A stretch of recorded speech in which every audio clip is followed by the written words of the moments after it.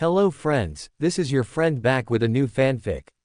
What if Naruto restored the clans, Tsunade, Hinata, Sakura, Ino, Temari, Ten, Anko, Yugito, Mabui, Hanabi, Kureni and Shizune in a harem of love. If you like this story, don't forget to like, share, and subscribe, and leave your thoughts in the comments. Now, let's start. Chapter 1, The Start. Tsunade looked out the window of the Hokage mansion. Her village had prospered in the last 2 years since the end of the Fourth Shinobi War. The child of the prophecy had indeed been Naruto, who had ended the war by killing Madara, and bringing Sasuke back. Though Sasuke was being kept in the underground prison, kept from the eyes of the public, Tsunade knew Naruto hoped more than anyone that Sasuke would get out, and be normal again. Tsunade didn't think it was possible, as Sasuke had done too much, seen too much, and killed too many. His mind was messed up, but it was up to Naruto and Sakura to accept it. While Sakura preferred to be on her own anymore, Naruto could not be left alone. Since becoming the village hero, everybody begged for his autograph, offered to buy him drinks, and gave him gifts. Though none of this had inflated his ego, he had noticed it.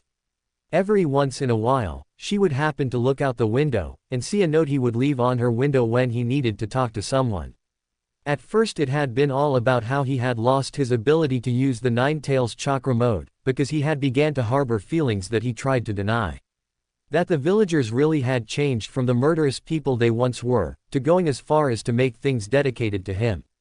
Books, food named after him, and even kids' toys that looked like him. Tsunade would always offer the best advice she could, but she could never tell how much it helped. As she stared out the window, she spotted another part that had changed since becoming a hero.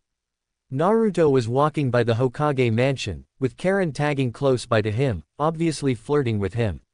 Since the war, Karen had been sworn to the Leaf Village, and became a Leaf Village kunoichi. Being part of the Anbu had trained her to be stealthy, but in the village, she was just as loud-mouthed as she always was. Tsunade counted down to herself, and when she got to 0, she saw exactly what she always saw in this situation. Some other girl would walk with Naruto, and Hinata would be close in tail, feeling like she wanted to join in and flirt with Naruto. She was always too nervous though. Even on the nights Naruto would need to vent, she couldn't tell him about her.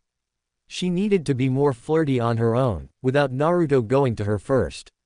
The door opened, causing Tsunade to turn around quickly. Ino walked in the room, and shut the door behind her. "What is it, Ino?" Tsunade asked, slightly annoyed that Ino hadn't knocked. "The Sand siblings have arrived. The Cage wishes to speak with you," Ino reported. Tsunade looked at Ino with more annoyance in her face. "Where is Shizune?" she demanded. Ino was a terrible secretary. "You gave her the day off, remember?" Ino asked. As Tsunade thought back, this week had been full of binge drinking while she worked. Wincing slightly at the thought of how unprofessional she was, she made a quick mental note to stop working and drinking at the same time. What was left of her liver would thank her. Oh yeah, I remember. Well, send him in, and knock next time," Tsunade said, slightly embarrassed with herself. "Okay." Ino bowed, and exited. Tsunade had a moment to think about what was going to be said. The Cage had asked for this meeting after hearing about Tsunade passing an act for Naruto, which hadn't been used in a long time. What made him think about getting even slightly involved was beyond her, but she was willing to hear him out. As Gaara walked into the room with Kankuro and Temari, Tsunade took a healthy pull and the bottle of booze she had at her desk. She had to stop doing that, but now was not the time. "Thank you for seeing us," Gaara said as he took a seat. Kankuro and Temari stood behind him. Temari herself looked quite nervous. It was rather funny to see her so nervous about whatever, though she was sure it had to do with Naruto, which was going to probably be the topic of this conversation. "Is this about Naruto? Because, you know, I haven't even talked to him about the Clan Restoration Act 1 passed for him. I'm aware he may not take it, but if he does not want to have multiple wives, then I can trash the act. It's a shame he doesn't know about it. Because the Sand Village hoped to be a part of this. A lot of talking has been done, and we would like to offer Temari under a political marriage," Gaara informed, and Temari blushed. Tsunade looked at her quizzically. She didn't think Gaara would force her to this, but maybe something was being hidden here. Tamari, Tsunade called. Tamari snapped out of her trance. She looked at Tsunade and stood at attention. We should talk in private. If you will excuse us, Lord Cage. Gaara nodded, and stood. He quickly led Kankuro out of the room. After the brothers left, Tsunade activated a soundproof seal in the room. She took another long swig of her booze, and offered Tamari the bottle. Tamari took it gladly, and finished the bottle, which should have lasted Tsunade another 4 hours of work.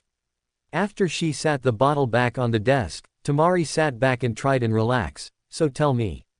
Did your village force you into this? Tamari blushed and paused for a moment, feeling awkward about this conversation. They didn't. She breathed deeply, steadying herself.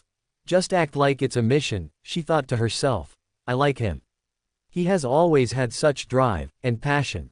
I would like to stay here a while, and get to know him. You know, you will have a lot of competition for his attention. If he does like you, you will have to share him with other women. Does that bother you? Tsunade asked, accepting her short answer. As long as he loves me, I don't care. I know what I'm possibly getting into. That's good. But what happened to Shikamaru? Tamari paused a moment. Looking angry at first, she looked at Tsunade. That man is too lazy for me. He hates being troubled by anything, and I'd rather have someone who likes life.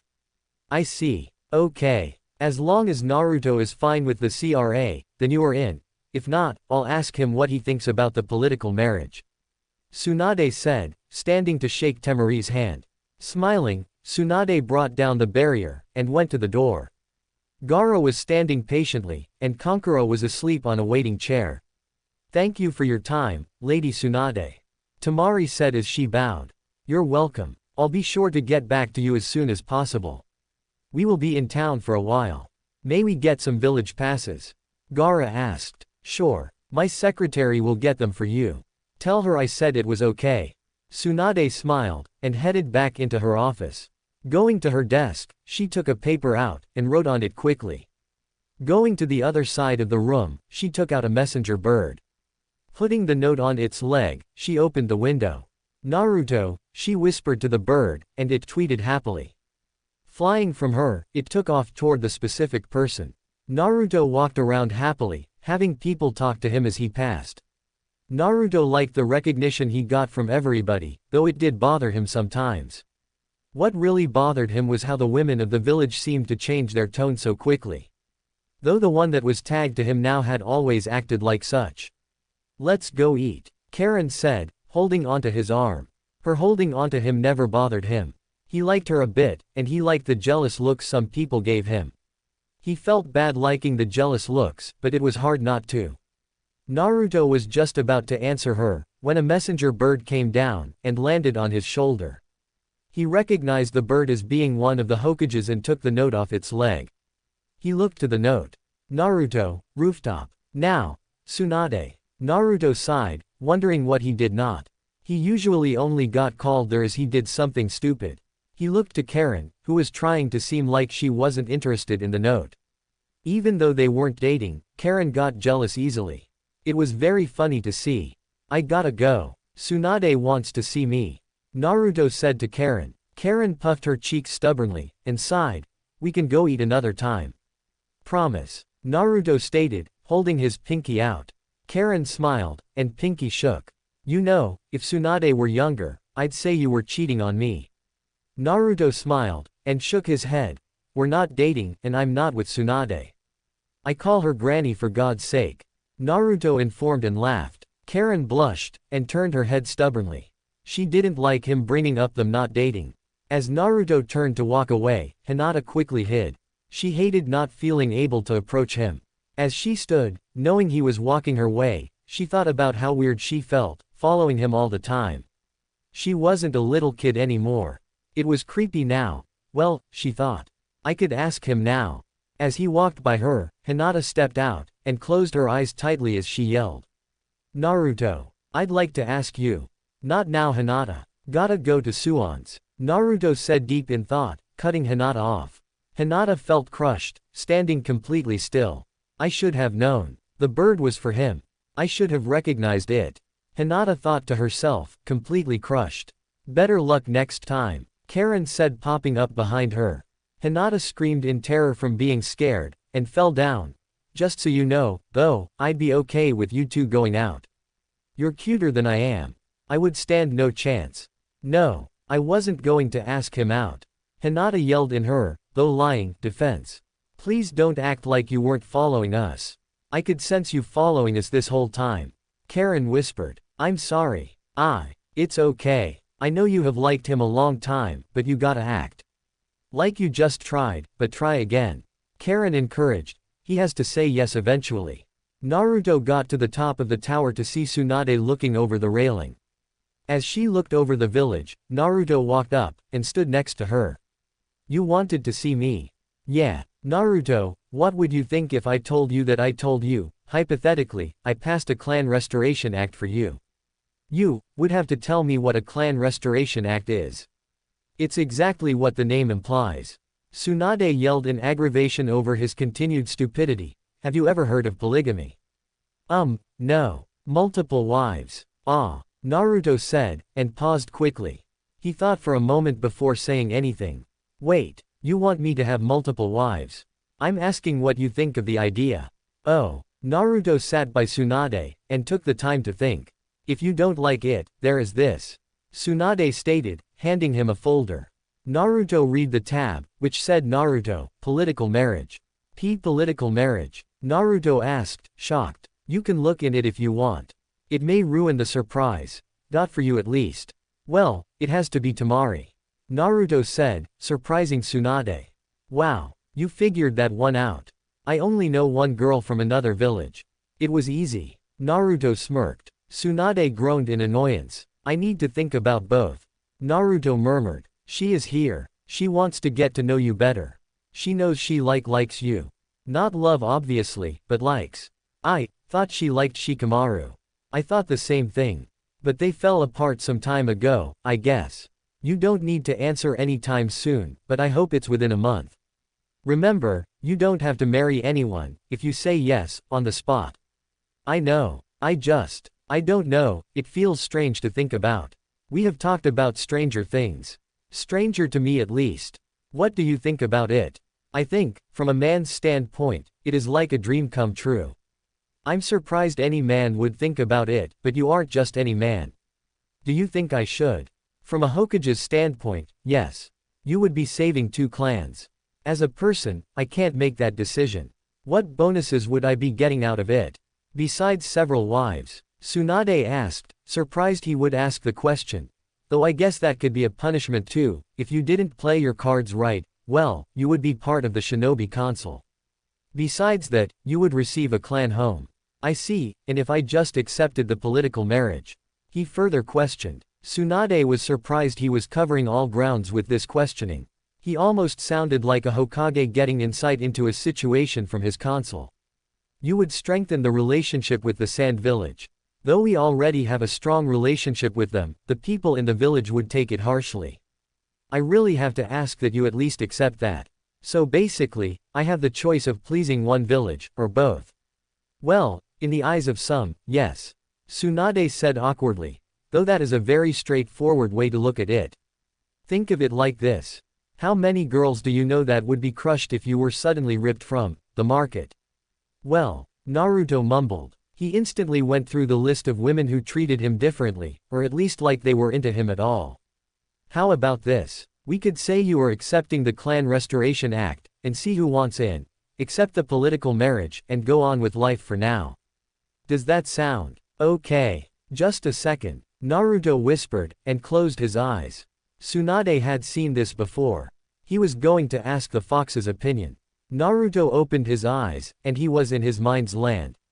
It was a pure white room, with spikes of orange shooting up along the background. Turning, Naruto found the fox, looking at him with a look of boredom. The two looked at each other for a moment before either moved. Being uncaged at this point, the fox suddenly swiped at Naruto, who jumped into the air. Naruto changed into his sage mode just in time to catch the fox's paw, and get swiped into the ground. As Naruto stood, struggling to hold the fox's paw up above him, he yelled to the fox. Can we skip this right now? I want to talk. No training today. The fox grinned slyly as he raised his paw off of Naruto. Laying down again, he watched as Naruto walked up to him and sit on his paw. What do you think about what Tsunade is asking of me? The fox looked at Naruto for a moment and sighed. I would have thought you would have liked the idea of several wives. You always surprise me. Well, first, this is your mind. Make something in it so I'm not bored all the time. Naruto sighed and closed his eyes. He knew what he would make. He just had to do it right. Close your eyes, Naruto commanded. The fox grunted and did as he was told. When Naruto opened his eyes, the space looked like a giant version of the Leaf Village. The fox opened his eyes when he felt Naruto crawl to the top of the fox's head. Looking around, the fox sighed. Of course you make it look like the village. You really are Hokage material. Everything looks like it does when I see things through your eyes. So what do you think? The fox walked around in the large village, that was sized to make it seem like he was the size of a cat. The fox sighed yet again. If the fox didn't owe Naruto so much, he would tell him to figure it out on his own, though Naruto was only asking for advice. After the war, Naruto took his time to try and shoulder all of the fox's hate. Though he later took Itachi's advice to share a burden, from when they met a second time during the war. Naruto began letting people into his mind to meet the fox. Anyone close to Naruto met him, and the fox eventually began to open up. I think you should consider it. I look at it like, combine your stamina and power with other people's positives, and you have some great possible ninja. Though the usual family function for you humans may be changed because of it, I say, go for it. I see. I'll leave for now so you can get acquainted with your new home. I could resize it sometime so it is correctly sized, and you could attack. It could be good training. Okay. Stop by with friends next time. Is that a part of the reason you said go for it? Because you want more people to visit you.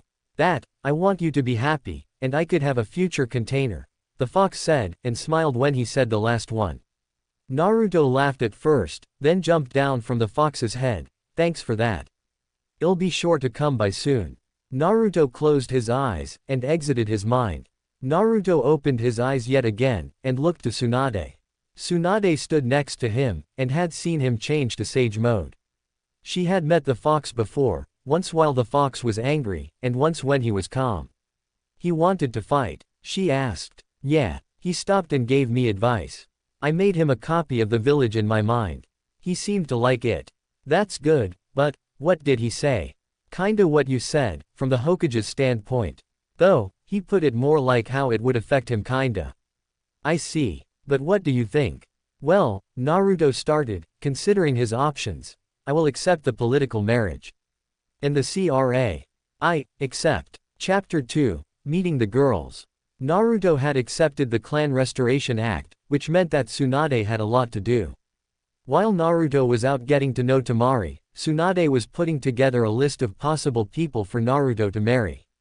Though she had put it off 2 weeks, wanting to give Naruto a little bit of a head start with Temari so the people of the Sand Village would be happy, she decided it was time to start doing things. She had set up an anonymous sign-up sheet at the door outside the mansion, and left it there for 7 days. In that amount of time, 10 people had signed the list. At first, they had to look at it in amazement. Then again, he was a hero. Besides that, several other political marriage contracts had come in, some from within the village.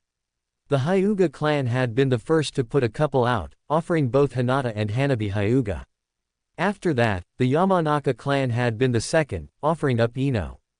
Other villages had sent contracts also, one coming from the Lightning Village, one from the Mist, and several from the Hidden Stone Village. Tsunade felt cautious over who to pick from the Stone Village, as some of Minato's greatest enemies had been from that village. A knock at the door signaled the start of the meetings. This one was going to probably one of the strangest, as it involved the fate of a 12-year-old girl. Come in, Tsunade commanded, and in walked the first appointment. The head of the Hyuga clan, Hiyashi Hyuga, walked into the office. In tail were Hinata and Hanabi. Hinata looking nervous as ever, and Hanabi looking as confident as always. Thank you, Lady Tsunade. Hiyashi murmured as he sat in the chair in front of the desk. Hanabi and Hinata sat to either side of him. First off, why Hanabi? I will answer that, Hanabi called as she stood up. Tsunade looked to Hanabi with a slight look of surprise. While Hanabi was young, she sounded very mature. Go ahead, Hiyashi stated, giving her a nod. Tsunade disliked his position in this. The two girls should have come alone, rather this getting turned into a possible council meeting between the two elders. Naruto has always been so nice to me. There were times where he would buy me things if I had forgotten my money. I know it was really a matter of right place, right time. Still, he would bring me gifts just because it was a nice thing to do, and he wanted to be friendly. Though there was no intentional romance from him, I still felt like I was growing to love him. I've always known my sister has loved Naruto, which is the only reason I held myself back. Now that he is up for the Clan Restoration Act, I can actually tell him how I feel. There was even a time where he took me to get dumplings. While I know it meant nothing, I still view it as my first real date. Tsunade paused for a moment, thinking about Hanabi's statement. She definitely meant it. Tsunade just couldn't decide if it was okay that such a young girl might get married. I have a problem with your age though. Under the Clan Restoration Act, any girl over the age of 12 is allowed. Hiyashi instantly insisted. Tsunade looked back to him, thinking once again that he should not have been there. She is the younger sister, and, if she is not put in this, she will receive the caged bird seal. The only reason she hasn't got it yet, is because I have fought a rule that is sure to be passed, saying that only one person per generation can be without the caged bird seal. The entire Hyuga clan is behind it. And there it was. Though he always seemed mean to his girls, to her at least, he showed his reason right there. He was always looking out for them, and trying to protect them in the long run. Hinata never needed the intense training Hanabi received because Hinata would always have the branch of the clan to protect her. This was the easiest way to make sure his daughter would escape a life of possible torture. I see. Tsunade knew Naruto would have fought it if there had not been a good reason for him to marry her. This was going to be the reason Naruto was going to accept her. Now Hinata. Hiyashi started, allowing her to stand before he started to speak, but was instantly cut off by Hinata herself. Father, could I please speak to Lady Tsunade alone? Hinata asked awkwardly. Hiyashi looked at Hinata for a moment, then sighed. Suddenly standing, he left. Hinata sighed, thinking that when he stood, he would strike her. Go ahead, Tsunade said after Hiyashi left. Hinata took a deep breath, and did her best. I have always loved Naruto in some way since I was young. He always inspired me to try harder, he always looked out for his friends, always stuck up for me, always helped me. Hinata said, blushing so hard her face looked like a tomato. She played with her fingers as she talked, obviously more nervous than Tsunade expected. Tsunade had always known Hinata loved the village hero, even back when he was the bane of the village. That's enough. I know all of that, Hinata. You can sit. You are one of the people that I was going to tell Naruto he should pursue even if you didn't show up. I'm sure he is going to pick you. That was enough of a promise that she would marry her love, and Hinata passed out. Hanabi looked at the body on the ground for a second, and walked over. As she tried to wake her sister, Tsunade took the moment to speak to Hanabi with her father still out of the room. I will strongly suggest he accept you too. If, for nothing else, then for your own sake. You have plenty of time, however, to convince him of your love. Tsunade informed. Thank you, Lady Hokage. As Hanabi kept trying to revive Hinata, Tsunade couldn't shake the feeling this was going to be a long day. With Naruto and Temari, Naruto jumped through the air, following Temari as close as he could. The two had been dating for 13 days, and had started to get along really well instantly. Temari was able to understand Naruto easily because a lot of what happened to him had happened to her own brother. Naruto couldn't understand why she liked him so much, but knew that if he was going to be married to her and several others, he needed to be able to create bonds quickly, as the act would have to be viewed as upheld as soon as possible. Getting to spend time with Temari was nice though. She was willing to eat ramen constantly, just as he liked. Just yesterday, she home cooked him ramen, though she made something else for herself. She had even gotten him to eat vegetables, though it had resulted in some very close contact, which made them both uneasy at first. Now though, they felt at ease around each other. Even though it was just yesterday, they felt closer to each other from that one experience. Today, they were going to get something to eat at the Yakinku-Q, the place Choji loved to eat at, and Temari said she had a surprise for Naruto. Naruto didn't pry, as he wanted the surprise to remain a surprise. The two landed on the ground in front of the barbecue place, and walked inside. A waitress almost instantly took them to a seat, and got them their drinks, and took their order. As they waited for them to start the small grill they could cook their own food on, and bring the meat, they took the time to talk. "So, do you think you are ready for the surprise?" Temari asked, looking at him happily. "Yeah, I'm ready for anything," Naruto shouted excitedly. Temari smiled happily, with a small piece of a sneaky look on her face. "We will just have to wait and see about that. Just wait and see." The waitress brought them their food, and the two began to speak again. Though they kept an eye on their food, the two were excited to talk. "So, why did you want to be part of a political marriage?" Naruto asked. "If it would have been anyone else, I think I would have stayed away from the idea, but you have always been nice to people, when people have been mean to you. You are able to overcome great odds when everyone tells you to give up and it's hopeless. You have always been willing to help anyone who wants or needs help. You have helped my brother so many times, and when I heard you were becoming part of the CRA, I knew I had my chance to at least get to know you, rather than having no chance at all due to me hardly being around, and all the other attractive women here." Temari had stopped speaking, and felt a hand on hers. Looking down, Naruto had taken her hand in his, holding it tightly. Smiling, she looked up to Naruto. "Why did you accept the political marriage?" Temari finally asked. Naruto twitched a bit, and rubbed his hand through his hair. "Well, at first it was to strengthen our village's bonds. Then, well, we started hanging out. At first, it was getting to know you, but I really like you now. I mean, it's not love yet, but I think it will come. I'm glad I accepted the marriage." Temari smiled, and held his hand for a moment longer. They would have to eat their food before it burnt. In Tsunade's office. "So why did you two come together?" Tsunade asked the two kunoichi who sat before her. Both Ino and Karen had walked into her office at the same time. While it didn't surprise Tsunade that they both had signed up to be part of this, she didn't expect the two to come busting into her office, like they usually did, fighting with each other as they came in.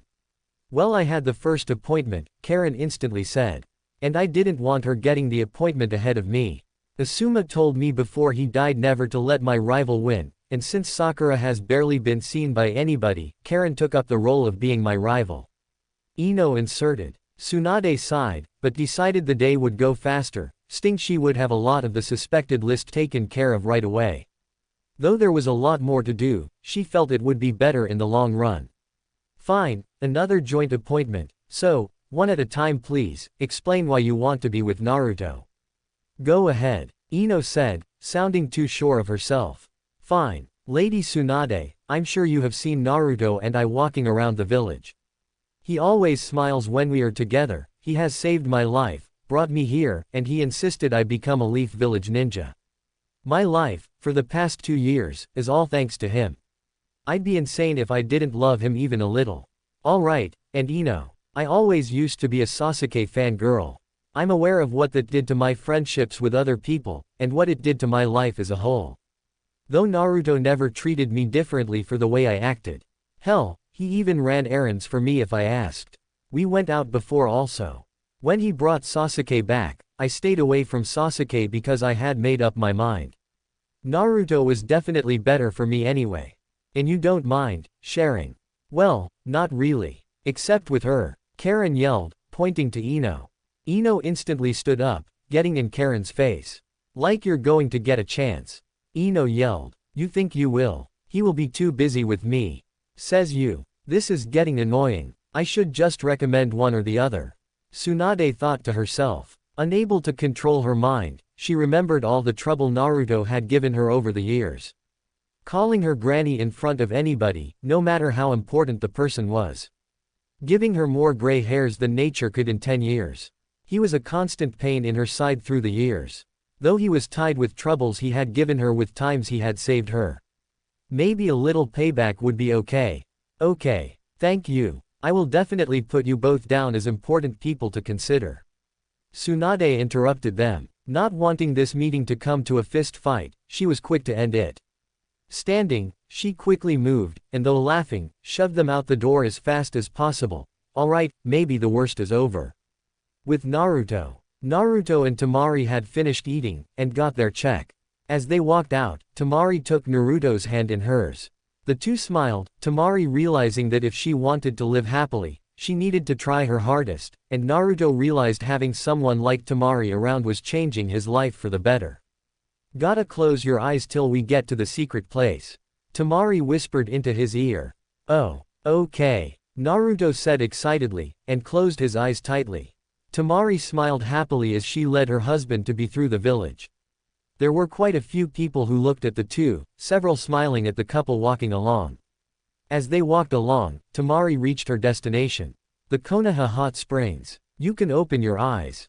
Temari whispered. Naruto opened them, and looked at where they were. Blushing instantly, he looked to Temari, who smiled brightly at him. She stood on her tiptoes, and kissed him on the lips. Here, he stammered. Is it okay? Or would you rather go some other place?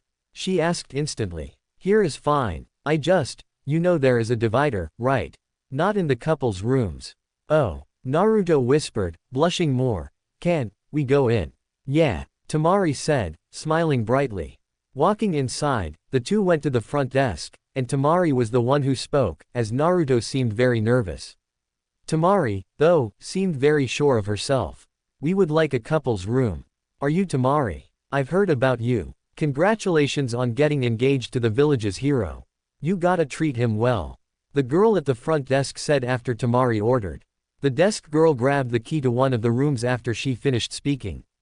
Of course, he has always been good to me. So I have to be good to him. The desk girl took them to a back room, and unlocked it.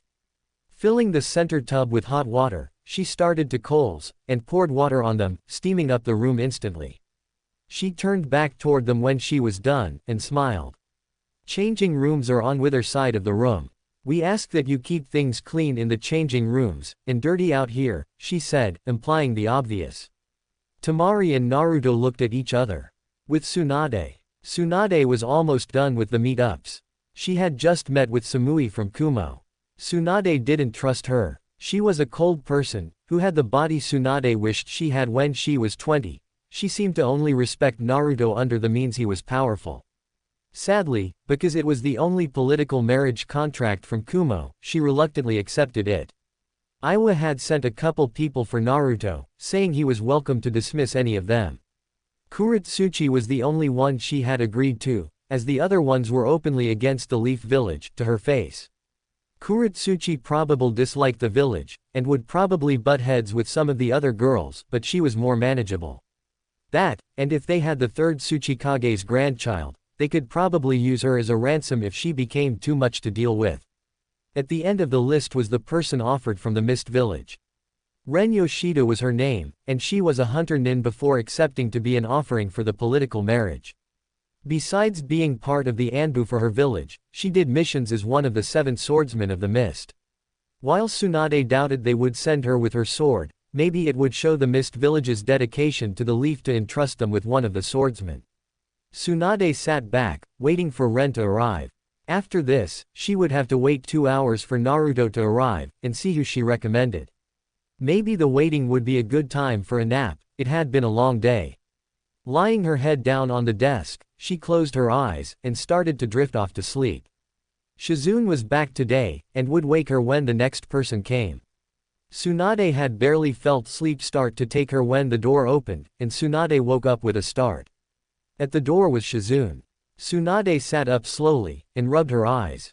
Grabbing the bottle on her desk, she tried to take a drink, but remembered too late that the bottle was empty. Sighing, she sat the bottle down. You have another person here for your interview. Shizune said, throwing another bottle to Shizune. Tsunade's jaw dropped in shock. Shizune had never supported her drinking while working routine. Maybe, she was doing a good deed and deserved something for it. She wasn't sure. Thanks, send her in. Right. Tsunade had just taken a big gulp of her new drink, and the last appointment walked in. Ren was 5 feet 2 inches and thin, with pale and lovely skin. Tsunade liked the look of her. She had smaller than Tsunade, which was completely unrelated to her liking Ren. The girl looked shy, but was obviously hiding an interior strength. No one who was shy and timid could survive as a hunter nin. Hello, Lady Hokage. I'm pleased to meet you. Ren whispered. Tsunade smiled, and waved her to a seat in front of the desk that quite a few girls had sat in that day. Ren sat down, and looked around the room. Before we start, I have a question. What are the plans with your swords? Ren looked at Tsunade for a moment with a look of surprise, and rubbed her head, smiling. Finally, those things. They will be here with me if my political marriage contract is accepted. Though, as was in the stipulation, I may have to go back to the village once in a while. I still have missions that I need to be a part of with the swordsman. Is that okay? In the past this would have been a problem. But she didn't see it as a problem considering Konoha and Kiri were on very friendly terms already. What secrets could there be that she would bring back to the Mist Village? That's absolutely fine. I expect some of the other out-of-village girls to visit home also. There is no problem. Ren seemed relieved about that, and seemed to relax a bit. Thank you. Now, about Naruto, why do you think you would be a good wife for him? Well, I'm new to this whole relationship thing, but back in the war, he saved my life. I'm sure I was just another face to him, but it was obviously a big deal to me. When my village heard about the Clan Restoration Act being passed for him, I decided what better way to thank him, than to giving my life to helping him rebuild his clan. I see. Tsunade liked the answer. It was honest, like a lot of the reasons so far, and it showed that she did like Naruto.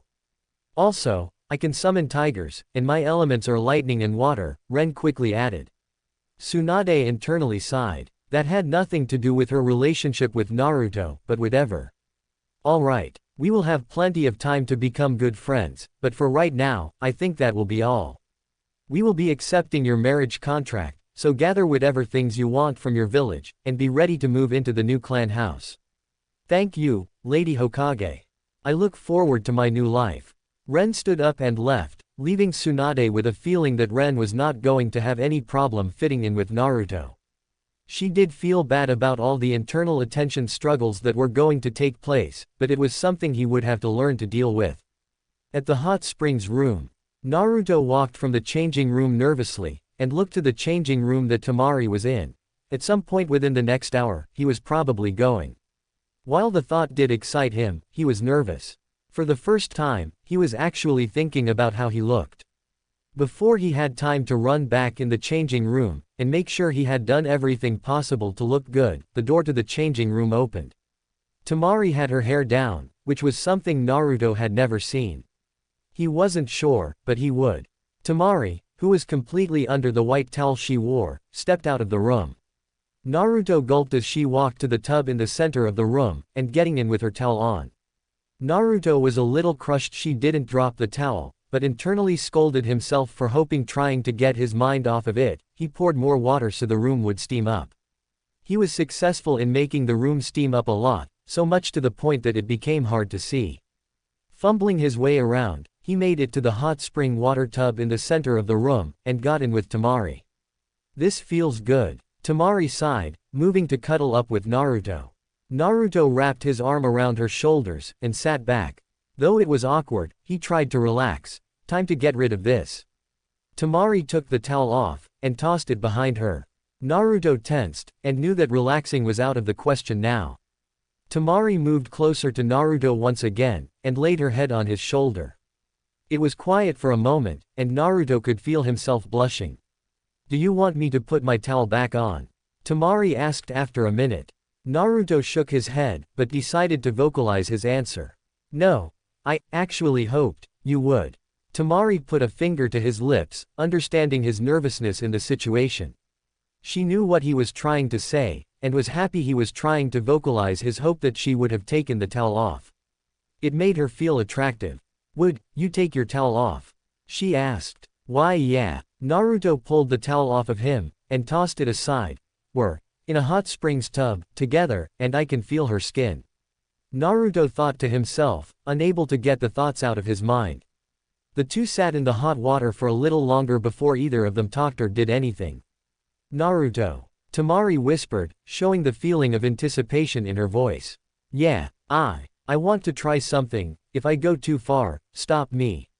Okay. Temari sighed, and moved. Getting up, she quickly moved so she was sitting on Naruto's lap with her knees at either side of his waist. Naruto suddenly tensed again, feeling her pelvis rub against his manhood.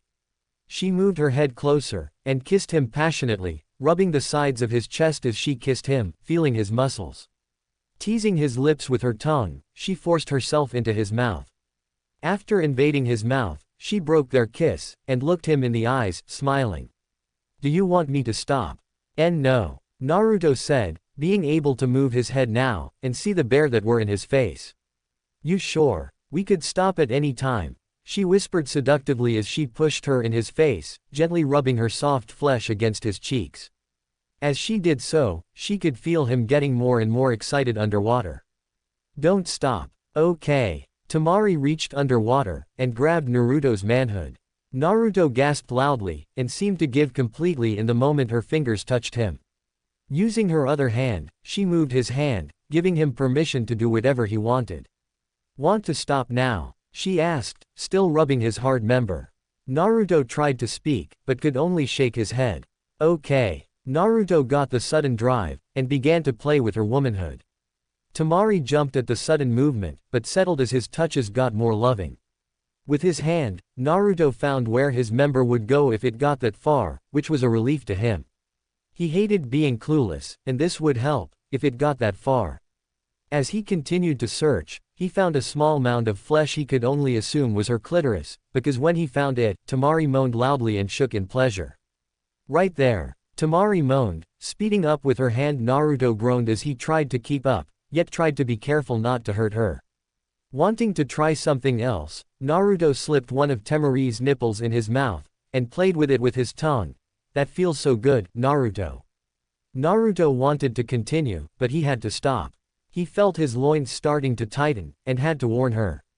Temari, I'm going to come. The moment he said that, she moved her hand away, and backed away from him, causing Naruto to groan in slight annoyance. He was almost there, and she left him twitching. Do you want to stop? Temari asked again. This is the final time I'm going to ask. I don't want to stop. I hoped you would say that. How do you want to take me? Naruto felt himself blush more. It was strange for him to blush and be nervous, where he was usually a loud mouth, but this was all very new to him. The question was so unexpected. The way she said it made him feel dizzy. She walked to him, and made him stand. The two shared a passionate kiss before Temari spoke again. Can't speak. I'll make the decision for you then. She pulled him with her to the edge of the bath, and she laid on the ground by it, letting her legs and butt remain over the edge, and she pulled Naruto toward her. Wrapping her legs around Naruto, she forced him closer, causing Naruto's manhood to rub against. Temari pulled him down to kiss him one more time before she was his. Go ahead, take it slow at first, please.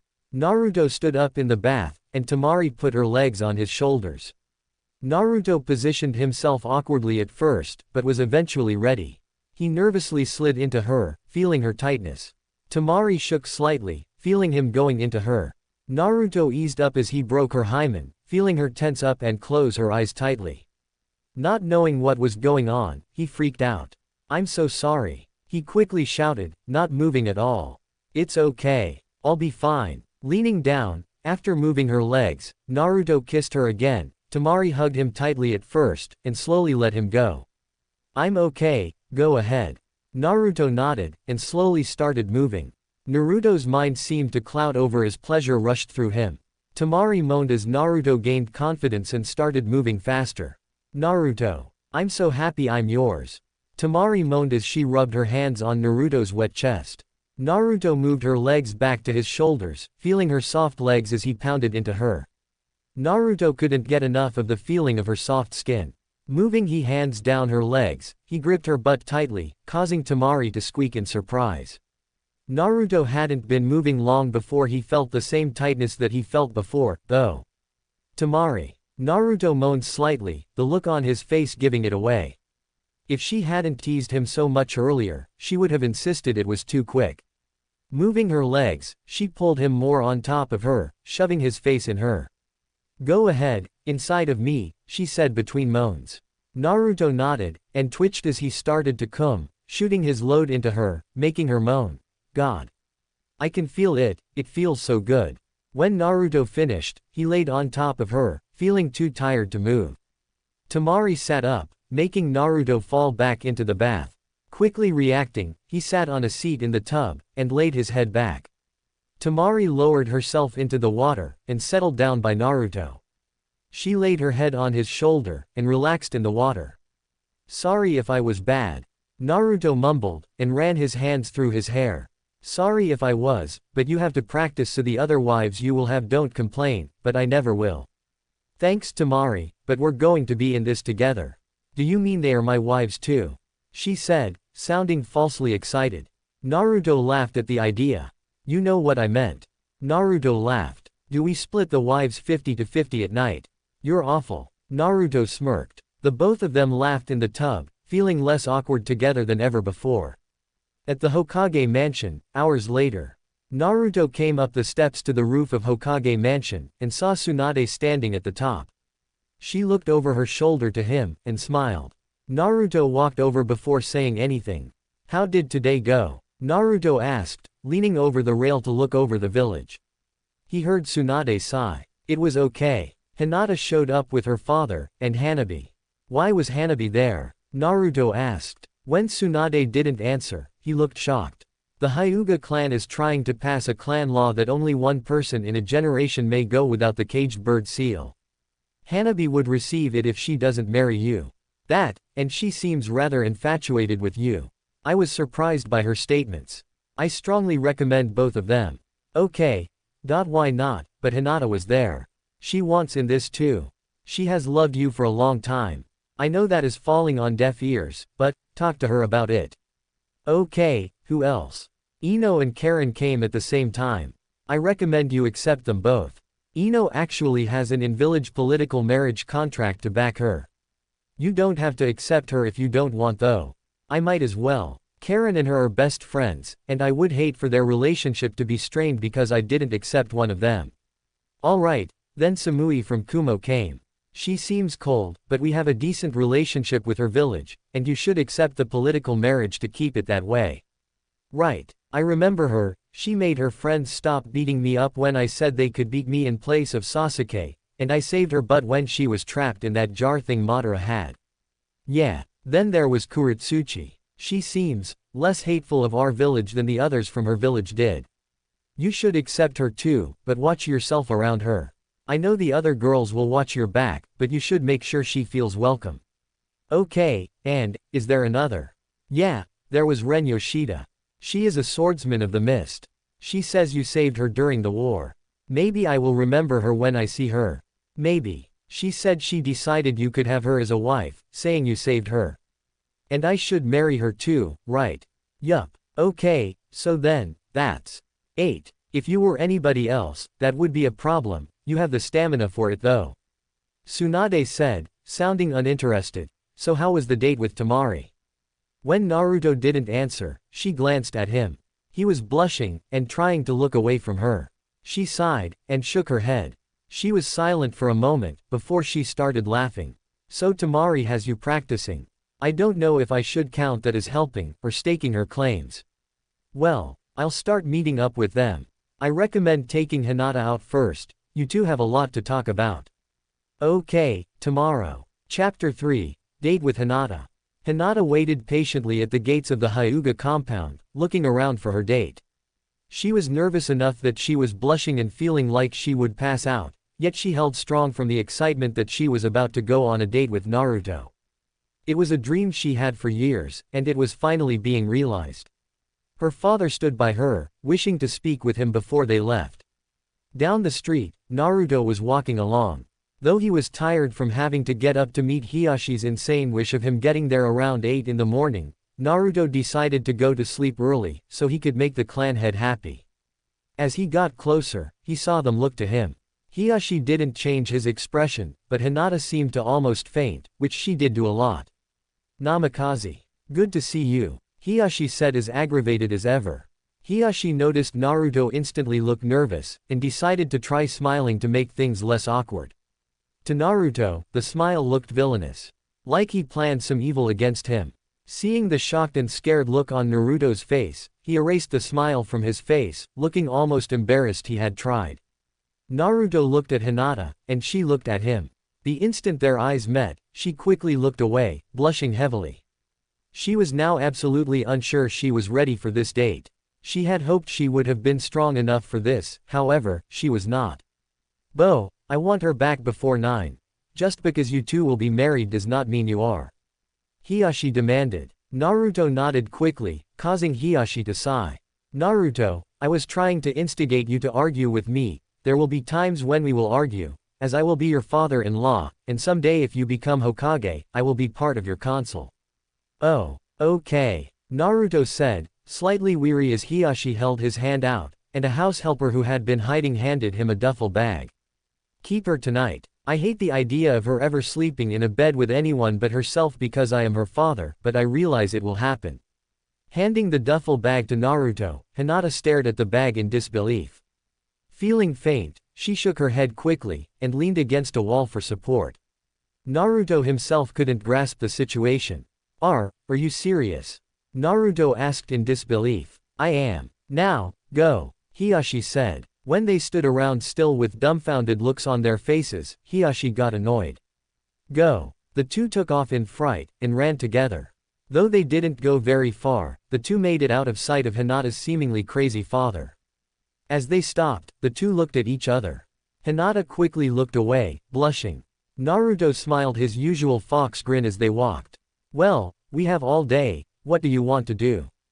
Naruto asked, breaking the silence.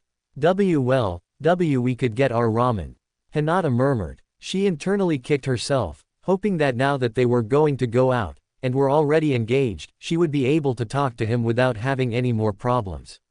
"No such luck. You want to?" The excitement in Naruto's voice was so obvious, people in the village looked over to see what the hero was so excited about. Hinata did not pick up the excitement, because she was too busy being nervous. If you want. Sure. I always want ramen if I can get it." Naruto wrapped his arm around Hinata out of friendship, for being such a good friend, and wanting to lead her to the ramen shop. Hinata took in another way, saying they had a bag with her things in it so she could stay the night at his house. Plus, they were engaged. Hinata felt her legs starting to weaken, and felt as though she were going to pass out. Feeling sick about always doing this, and wanting to break the cliché of her life, she moved away from Naruto, and needed to change the subject so he wouldn't ask why she moved. The best thing she could come up with made her kick herself again after she said it. Why don't we drop my stuff off at your place?" Wanting to kick herself, she didn't see Naruto's expression change to shock. Hinata was too busy fidgeting to notice Naruto had started to sweat, remembering he had never bothered to clean his place. If he would have known Hinata would be staying the night, he would have made an honest attempt to clean up. Quickly making a hand seal, he created 4 shadow clones, and the group dashed off as fast as they could. Hinata snapped out of her thoughts when she saw Naruto run away, but then saw there were 4, and the real one was standing by her still. "Let's take our time, okay?" Hinata nodded in slight confusion, but went along with him anyway. In the Hokage's office, Tsunade was relaxing in her office when she heard the noise of 2 people rushing up the stairs to her office, fighting with each other the whole way up. The only reason she knew what it sounded like is because 2 of the village's kunoichi frequently entered her office, without knocking, fighting the whole way to her office. Tsunade had time to take a large drink from her bottle, and make her desk look nice before the rivals would burst into the room. Screaming and smacking at each other, Karen and Ino entered the office, and rushed the desk. Tsunade sat with perfect posture and a perfect amount of restraint from yelling at them. Sooner or later, they would ask Tsunade who was right. Both were usually wrong. "Lady Hokage, I would like to see the list of people Naruto accepted, because I wish to congratulate them." Ino yelled. "Liar. Most honorable Lady Hokage, I would like to see the list so I may congratulate my soon-to-be new rivals." Karen yelled at Ino, then calmly said to Tsunade. Sometimes, the two really came up with weird things. Tsunade was supposed to give them a list of the other girls, just to make sure they could meet them and attempt to get off on the right foot. Tsunade decided to just have some fun with them before handing out a part of their future to them. Sorry girls, but you have to be a part of the planned wives in order to actually see the lists before the wedding. Tsunade sighed. Though they were on the list, she wanted to see how mad they would get if they thought they had been rejected. That bastard! Karen yelled. I mean, I can understand why he wouldn't pick Ino, but me. I have been close to him ever since the end of the war. I helped him get over his war-created depression. You can understand why he wouldn't pick me. I helped him deal with his sadness over the imprisonment of his best friend. Ino yelled back at her friend. Girls, Tsunade said, trying to get their attention. Well, I would at least be a better lover in bed. Karen yelled back. I would eat ramen every day for him. Ino hollered. I would do that, and wear orange for him. I would do all that, and give him more kids than you ever could. I would give him 20 kids. I would rebuild his clan by myself. Girls, Tsunade yelled. Karen and Ino instantly jumped in shock, seeing Tsunade, standing now, holding 2 scrolls for them. The 2 blushed, and took them without meeting Tsunade's glare. Opening them, the 2 looked at the list of girls, and saw their names were on it. Instantly screaming with happiness and hugging each other, Tsunade sighed, and sat down. Amidst their happiness, they heard a soft knocking at the door. Tsunade glared at the 2, wishing they would knock, and called to the person to enter. As the door opened, the 3 in the room saw it was Temari. Tsunade smiled, and waved her to come in. She looked at the 3 with slight confusion, and entered the room. Walking to the desk, past Ino and Karen, she looked to Tsunade. You asked for me to come here. Yeah, I wanted to give you this. It's a list of the other girls who are also going to be wives of Naruto. Saying you were the first to actually be accepted, I wanted to give yours first, out of respect. These 2 decided to come first, though. Temari looked at the 2, and smiled at them. Karen and Ino looked suspiciously at Temari, and looked back at each other, giving Temari a feeling of concern for her safety. The 2 began to whisper with each other, seemed to argue in whispers, and finally went back to normal whispers. The 2 suddenly faced her, smiling, and spoke. Good news. We have decided we don't mind sharing Naruto with you. Karen said. Considering I had first dibs on Naruto, I'm not too concerned with that. You what? Ino yelled. You didn't hear what Tsunade just said. I was the first person accepted. Even right now, I think he is on a date with Hinata. Temari stated. She didn't want to start it off with them thinking she was a bitch, but they started it. Karen shook off the shock, and went on. Well, I hope you accept us in this group then, as it will make things easier, but I wanted to ask if you would join Ino and I on a mission to meet whoever is on this list, as long as they are in the village. Sure. Got nothing else to do, and it would give us a chance to get to know each other. Maybe we should just form a group, and hang out. Sounds like a good idea. Karen said, and opened the scroll. Let's see, there is you. Hinata, me, Ino, wait, Hanabi. Ino and Karen quickly looked at Tsunade, who simply stared at them. Temari looked confused between them, and finally had to ask what was wrong. Do you guys not like her or something? Temari asked. Ino and Karen quickly turned to her, and realized she didn't know a lot of people in the village. She is 12. She is Hinata's younger sister. Ino yelled. Temari instantly looked at Tsunade like she was a sick person. Tsunade began to laugh at the looks she was getting. Hiyashi demanded she be part of it to escape a new law. I assure you that I didn't want her in it, and Hiyashi fought to get her in it. She actually seems to have a bit of a crush on Naruto, and I doubt he is going to do anything with her until she is older. Tsunade explained. The 3 had nothing to add to the complaint, saying the argument made sense, and saying they would be married to Naruto as well, they could keep an eye on him.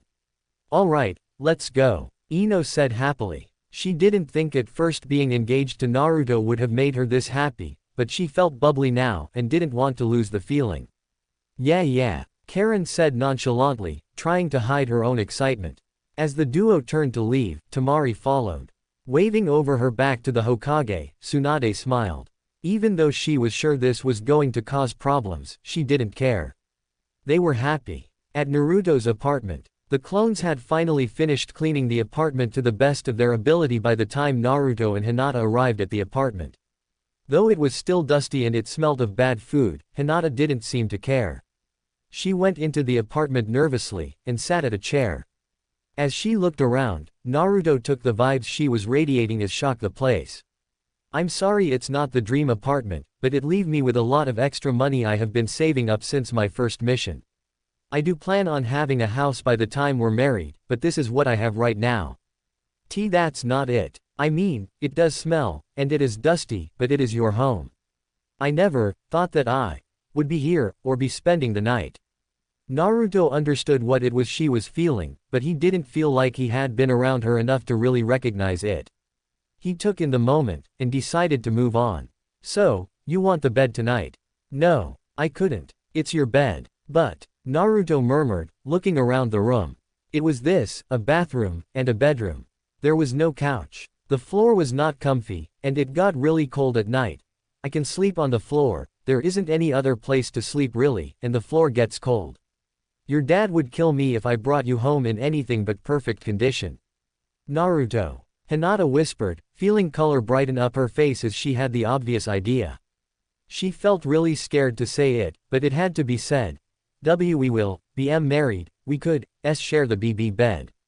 Naruto felt like an idiot for not thinking of it first, and making her say something she was obviously too nervous to say without feeling weird. Slapping his forehead, he laughed. Duh, Naruto. Of course, we should sleep together, Naruto said as he grinned. We could keep each other warm. Hinata's face reddened again. The way he said it made her think perverted thoughts. Though she didn't have a vast knowledge, she knew enough about it from overhearing people talking, seeing accidental pictures, and her good old imagination. Though she hated thinking of things like that at such bad times, being around Naruto brought out the worst of her in the best of ways. Hinata fought to keep her mind off of it, but it made her feel like she would pass out. Not wanting to pass out after only 10 minutes of being in his home, she quickly pushed the thoughts out of her mind. Naruto looked at her with a confused look on his face, and got close to her face, and she felt his breath on her cheeks, making her feel like she would pass out again. Everything all right, Hina? Oh, God, she thought, he just used a pet name for me. I think I am going to pass out. The thoughts earlier, him being too close now, and pet names. I'm gonna. As she was about to pass out, Naruto quickly remembered why they were there. Oh, yeah, your stuff, Naruto yelled, and quickly rushed her things into his room, throwing them on the bed. Coming back out, Hinata had her hand on her chest, and was taking deep breaths. Internally, she was thinking of how long, fun, and almost magical this day was going to be. With the future wives, Ino and Karen walked ahead of Temari by a few paces. Not because they were trying to keep her out, but because she wanted to think to herself. She liked them, that wasn't the problem. They seemed to argue a lot, and that worried her a lot. Everything all right back there? Karen called. Temari snapped out of her thoughts, and looked up to see Karen and Ino looking at her with confused looks on their faces. Temari blushed in embarrassment, and nodded. Yeah, just thinking. Temari stated. What about? Karen asked. Tell us. Ino insisted, in a happy way. Well, I'm worried. You two seem to fight a lot. I just don't want it to cause problems later, that's what I'm worried about. Temari said, feeling like she may have just insulted them. The two began laughing before she could say anything else. Temari looked confused, and the two put their arms around her for support. You don't have to worry about that. We're basically sisters, we argue all the time because it's just what we do. We don't do it because we want to be mean or anything. We do it because we love each other. We both have laughs about it later, and we are aware we are a bit silly in our arguments. Karen reassured. Temari still seemed a little tense. Hang out with us for a while and you will understand. Ino included. Temari nodded, and continued on. So who are we getting first? Temari asked. Karen and Ino grabbed their scrolls, and looked through. Each seemed to find their own choice, and instantly called out a name. Hanabi. Ino yelled. Ren. Karen yelled. The two girls looked at each other, and Temari could tell the sparks were going to fly as the two were about to clash. Ren is from another village, and it would be a good welcome. The scroll says she may be in the village. It's not for sure. If we get Hanabi now, we can set ground rules. She is young, and needs to know it. What do you think? The both of them asked, quickly turning toward Temari. Temari jumped slightly in surprise, and looked away for a moment. Well, Maybe we should go get Hanabi first, saying we know she is in the village. Tamari answered. Ino jumped with joy as Karen lowered her head and sighed. You win this time, Ino. Karen said laughing. Ino smiled, and nodded. The two laughed, and hugged. Tamari could hardly believe it. Then again, until not long ago, Tamari never had any loving people in her life. Gaara had just started to really show that he cared, and Kankuro had always been withdrawn. Maybe this marriage thing would give her what she missed in life. They could be her sisters through marriage, she would just have to try to get along with them for now until she got closer to them. Tamari looks sad, Ino shouted. Tamari looked up to see Ino pointing at her. Karen looked over, and the two rushed her. What's wrong? Karen asked as they got to her.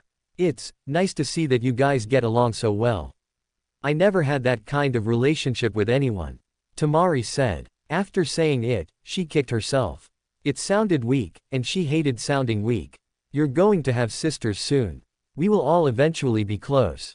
Ino smiled. Wait, we're going to be sisters. I wondered if it was going to be that, or wives. I really didn't want to be married to you. Karen said and stuck her tongue out. Don't worry, Ino said reaching up, and pinching Karen's tongue hard. I feel the same way. Tamari smiled at the two messing around again, and wanted to join in. She knew she would just make it awkward, or feel awkward, so she decided to wait. With Naruto and Hinata. Naruto and Hinata were out of his apartment, and were on their way to eat. As they walked through the village, Hinata kept getting the feeling they were being watched. Though she looked around, she could never find anyone looking directly at them, nor could she see anyone on the rooftops. As she continued to get the feeling of being watched, she decided to use her Byakugan to look for anyone who could have been watching them. Atop one of the buildings to her left, there was someone who was following them. Naruto, there is someone following us, she murmured. Naruto looked at her and smiled. It's okay Hinata. It's just Jugo. As soon as Naruto finished saying his name, the man himself appeared in front of them in a kneeling position. It had freaked Hinata out how fast he had moved, yet it didn't seem to bother Naruto at all, who seemed happy to see him. Jugo looked up from his respectful kneeling position, and stared at Naruto. You called, Naruto? He asked. No, you were just scaring Hinata.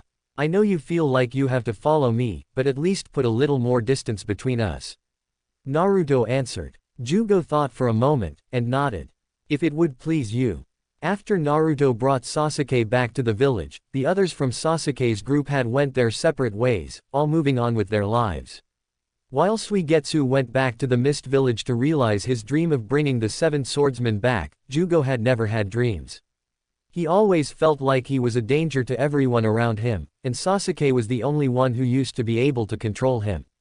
After Naruto had beaten Sasuke, Jugo decided that Naruto was more fit for his controller, and went with Naruto to the Leaf Village. Though Jugo's curse marks were sealed, they were still able to act up if Jugo got angry enough. Thank you, Jugo. As Jugo disappeared, Naruto turned to Hinata, and smiled. Is that better? Yes, thank you. I'm sorry I didn't mention it before. When I went out with Tamari a couple days ago, she didn't mind Jugo at all. I guess I really should introduce him to all of you first, huh? It did bother Hinata that Naruto would bring up one of the other girls while they were out, but she knew there was no helping it. Soon, Naruto would be married to 8 women, and there was nothing she could do but be happy she was one of them. The fact that almost everyone in the marriage was someone she knew, and the ones she did know all knew about her long-time crush on Naruto. It's funny, actually, Naruto continued. At first, Tamari actually thought that Jugo was you. She yelled out the window for you to join us, but when Jugo appeared, she almost fell. It made Hinata very happy to know that Tamari had been willing to let her join them, and sad that she hadn't been around to actually do so. Hinata didn't know a lot about Tamari, but it did seem like Tamari was willing to get along with her. So, what do you want to do after we eat? Hinata asked, looking back at the ground. Well, we could, I don't know, shop. Hinata laughed to herself. Naruto had a very limited amount of knowledge on what women liked, and it showed. Maybe it would be easier to do something he knew and liked. We could spar. That's a great idea, Hinata. But, do you want to do that? Sure. It's easier than having to think of anything else. Alright. Then let's get some food so we have energy to train. The two went on their way, and made it to Naruto's favorite ramen place quickly. Ichiraku Ramen was busy at the moment, yet the moment that someone saw Naruto approach, they quickly stood. Future Hokage. Take my seat, he said excitedly. Naruto looked surprised at first, and shook his head. I can wait. You go ahead and finish your food. Besides, I have a date. One spot wouldn't be enough. Alright, the man said, and went back to eating, though he seemed to be rushing now. It wasn't long before the two had seats, and were seated to eat. They ordered, and began to talk as they ate. At the Hyuga compound, 3 of Naruto's future wives waited outside the large gate for the 4th addition to their group. When they walked up, they had been greeted instantly by somebody. After Karen told them why they were there, the woman on the other side of the gate seemed to know who they were almost instantly. Of course, I'll go get Hanabi, the woman said, who seemed to know what they wanted. The woman had left, and that left them at their current state of waiting outside of the Hyuga home. What exactly are we going to do once she gets out here? Tamari asked, looking around. We are going to chat for a bit, tell her we are going to watch her back, and ask if she would like to join our hangout group. Karen explained. I find it so weird she is in this, almost like Naruto is being a legalized pedophile. Ino stated. You heard Lady Tsunade. There is a good reason she is in this. Tsunade wouldn't have allowed Naruto to accept Hanabi if there wasn't a good reason. Tamari said. I know, but I still feel weird about it. Ino responded. Think about it like this. I mean, she may be a wife, but she will kinda be like a little sister. I know you have always wanted one, Ino. Have you, Tamari? Karen asked. Actually, yeah. My brothers used to be really weird. They are not weird now, but I always used to wish one of them had been a sister I could have actually bonded with. Tamari explained. As the women talked, they failed to notice Hanabi approaching the gate. She couldn't hear the star of their conversation, but she did hear the sister part. Hanabi hadn't expected to hear them talking about that sort of thing. Hey, guys, Hanabi said as she approached the gate. She was happy to have overheard the conversation they had, but she didn't want to show it. She didn't want to seem like an eavesdropper. Hi, Hanabi, the 3 said, turning to her instantly. Hanabi exited the gate, and closed it behind her. What are you guys up to? Hanabi asked, looking at the 3. She had seen Ino with Hinata a few times. Karen was someone who had become quite popular in the village ever since she had joined them, saying she was originally part of Orochimaru's group. Tamari was a little less known to Hanabi. She knew she was part of the political group between the Sand Village and the Leaf, but beyond that, she was a mystery.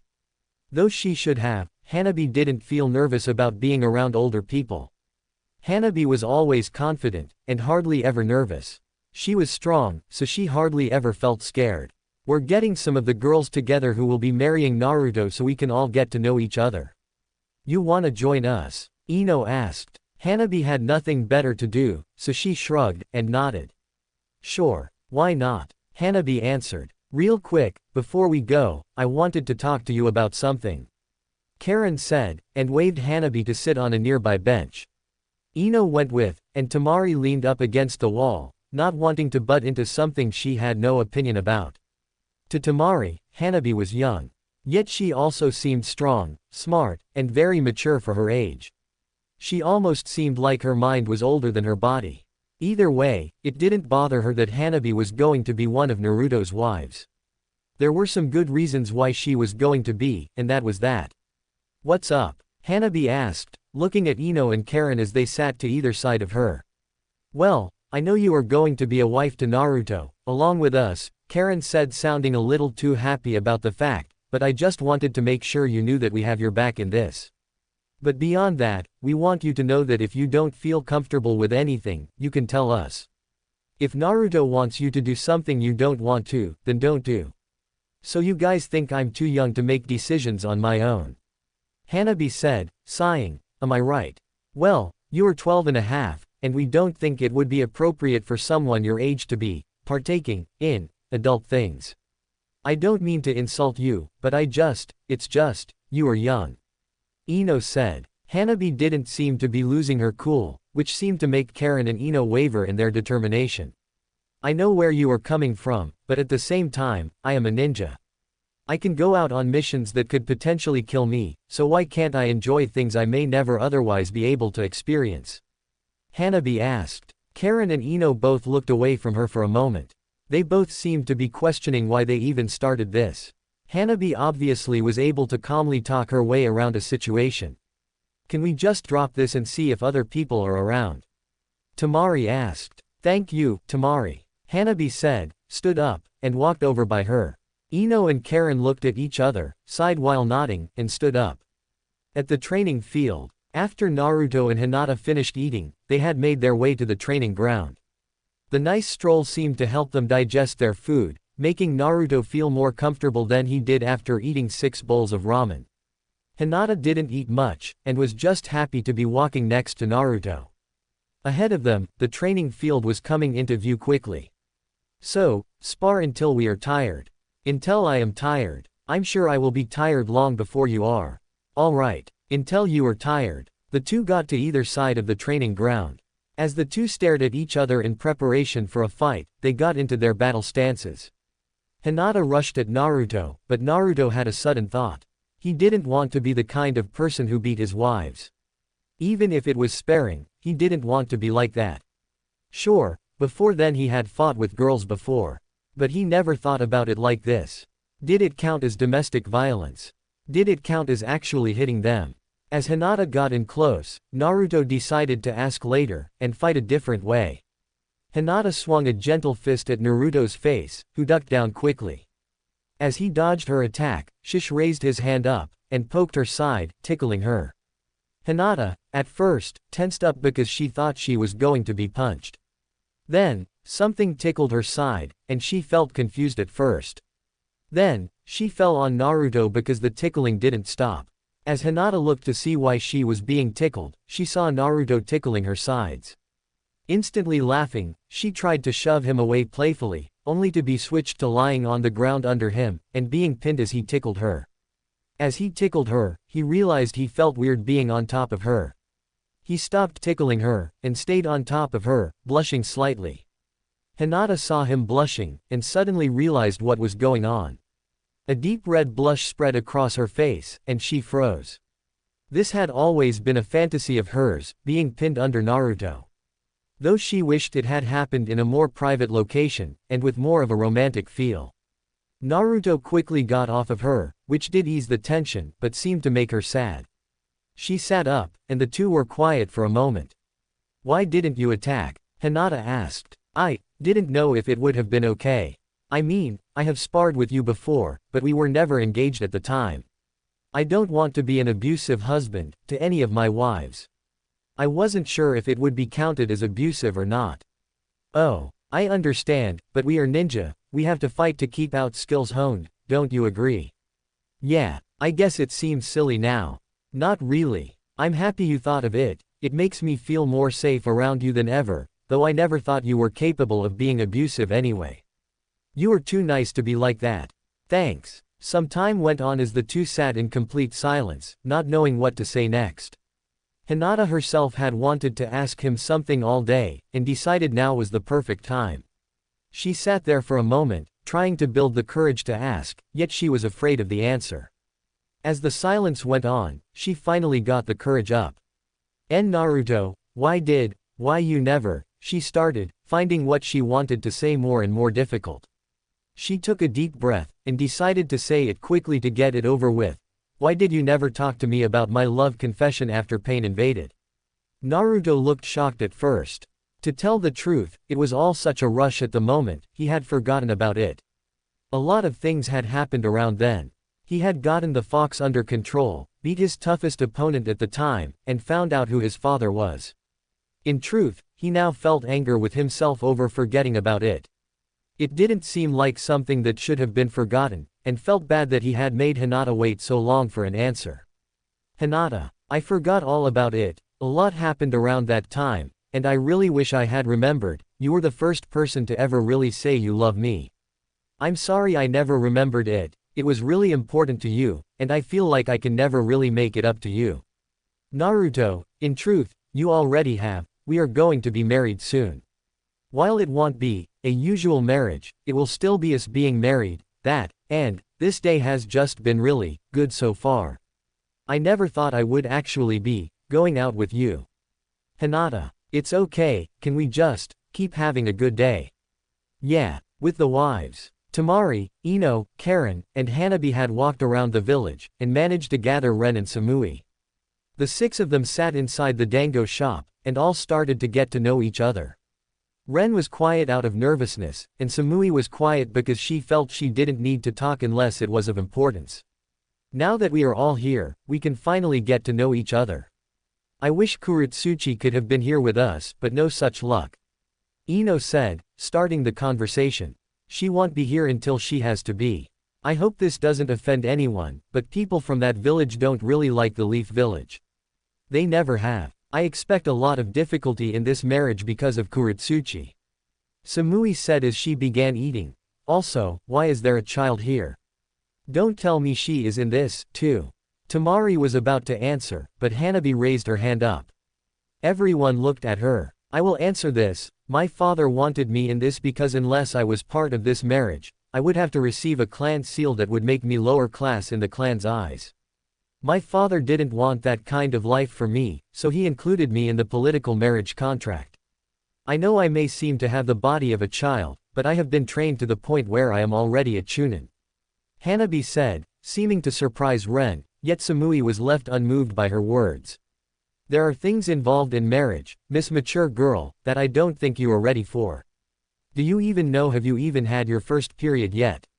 I doubt you have started shaving yet, and I really doubt you understand the things involved in this marriage. Samui argued. Though her words seemed harsh, her tone was calm, and almost protective. I have had my first period, and second one by the way, I don't have to shave, as I'm not old, and I understand a lot of the rules in this marriage.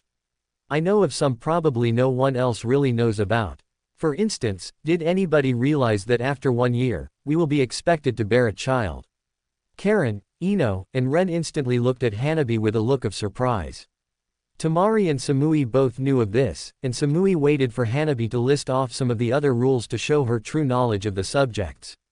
Also, does anybody know, saying we are technically saving 2 clans here, some of us will be taking the Namikaze name, and some will be taking the Uzumaki name.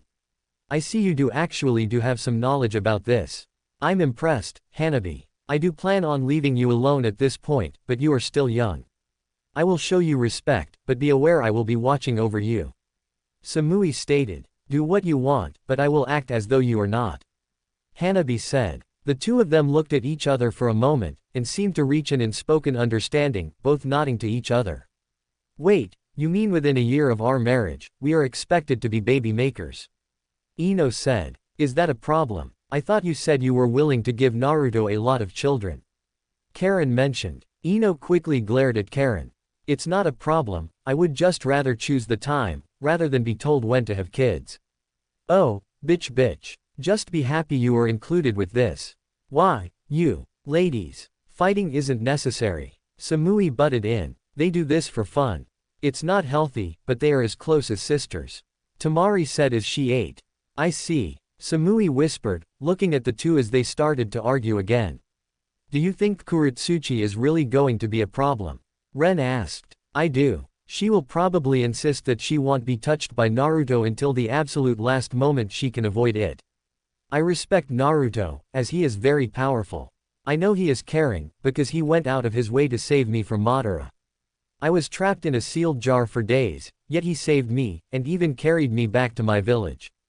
Even though my team beat him mercilessly, he still forgave them. That's how I know he is caring, and that is how I know I can fall in love with him eventually. Samui explained. He saved me from a wave of white zetsus and a few revived people from some jutsu that brought people back to life. I could have been killed if he didn't find me alive, and bring me back to Med Ninja. I owe my life to him, and I figured giving myself to him was the best way. Ren stated. He saved my family from destroying itself. Temari said. He brought me back to this village, and really saved my life by giving me a real life. I used to follow a madman, and never realized it was a problem until I actually got here. I could have only done worse. Karen included. He never saved my life, he has just always been nice to me, no matter how rotten I was to him. I like his tenacity, and know he is a great man. Ino stated. He never saved my life either, all I can say is that he unintentionally gave me my first date. I envy you all for having such good reasons for liking him. Hanabi said. My sister has always loved him, though. Since she was young, she seemed to only have eyes for him. I'm really happy that she actually has him now. She has. Tamari asked. I feel really bad for taking his virginity then. Everyone instantly looked at Tamari with wide eyes. Some of them seemed to show anger, mainly Karen and Ino, and the others showed curiosity. Tamari didn't feel awkward from the stares, though she really did feel bad about stealing Naruto away from Hinata. Jay, just so we know what we are dealing with, how big was he? Hanabi asked. Others looked quickly at Hanabi with a look of terror, and looked at Tamari. Tamari herself didn't seem to care. Hanabi asked. I would say 8 inches. 8.5. I'm bad with this, so you will just have to wait to see for yourself. Was he good? Karen asked. Not really, but he was inexperienced. I was too, of course, but that will all change as time goes on. The others seemed to be digesting the information. Samui herself was smirking slightly, almost perversely. Ren was blushing, yet seemed to be thinking intently about it. Karen and Ino seemed to share the same lusty look on their faces, staring into space. Hanabi looked like she was trying to solve a math equation more than thinking about Naruto, but then again, maybe she didn't blush easily. Our little Hanabi here will have to grow some more before she is ready for that. Samui said, smirking. Hanabi looked at her like it was a sort of challenge. I'm not worried. I know big sister Samui will be there to hold my hand if I need her. Hanabi said, seeming to throw a raunchy tone in it, making the others cringe a little. Samui looked at Hanabi with an unwavering look. For someone so young, that was a good joke. Samui said, and smiled. She understood the humor, and wasn't willing to take as the jab it almost seemed to be. Samui saw the others look in a slight amount of horror, and started to laugh, causing the rest of them to start to laugh. The women sat and continued to talk the rest of the day. Later, at Naruto's apartment, Hinata walked out of Naruto's bathroom. After the long day of walking around the village, she felt disgusting and had needed a shower to wash off. Naruto had kept his promise, and the both of them had a fun day, walking around the village together. They had went to shops together, and shopped a lot. Hey, Hinata, Naruto said, as he saw her leave the bathroom. Naruto instantly froze up. Hinata was wrapped in only a towel, with her hair dripping wet. A blush was spread across his face, and she already had a blush across her face. I forgot my clothes bag out here. I'm sorry, Hinata said quickly, moving to the bed to grab the bag. As she reached for it, her towel loosened, and fell from her. Hinata had enough time to eep, as Naruto tried to grab the towel as it fell. Missing the towel completely, he ended up grabbing her butt and stomach as the towel slipped by. Naruto froze, looking to his hand on her butt, and trailing his eyes up her body, pausing slightly for a moment at her, to her face. Hinata's face was completely red, and she looked like she were going to faint. To Hinata, she at first felt completely terrible that her body became unwillingly exposed to him. She then felt a little better as she saw him stare at her body. When he looked at her, she had to look away from him so she wouldn't catch his eyesight, and looked down. As she looked down, she saw he was sitting in his boxers and tank top. What really caught her eyes was the growing bulge in his boxers, which didn't seem to want to stop growing. Oh, God. This is it. I'm going to sleep with Naruto. Hinata thought slightly excitedly, yet still she was scared. She forced her eyes from Naruto's bulge, and looked back to his eyes. His eyes were still filled with shock, just as much as hers, and they seemed frozen for a moment. Hinata gulped, and slowly moved in front of him. Putting one leg up on the bed, she leaned down, and moved her face close to his. Their hot breath mixed, and they had a difficult time moving beyond that at first. After a moment, Naruto began to look at her body again, this time at a new angle. Naruto's stare sent shivers up her spine, and made her legs shake as he went down to her and finally down. Hers, like Temari's, was shaved. Hinata had decided shaving must have been what Naruto liked after seeing Naruto's jutsu had a shaved body, so she shaved. Please don't stare, Hinata said shyly, lifting his face. Naruto nodded, and wrapped his arms around her. I can't stand anymore, my legs are weak right now.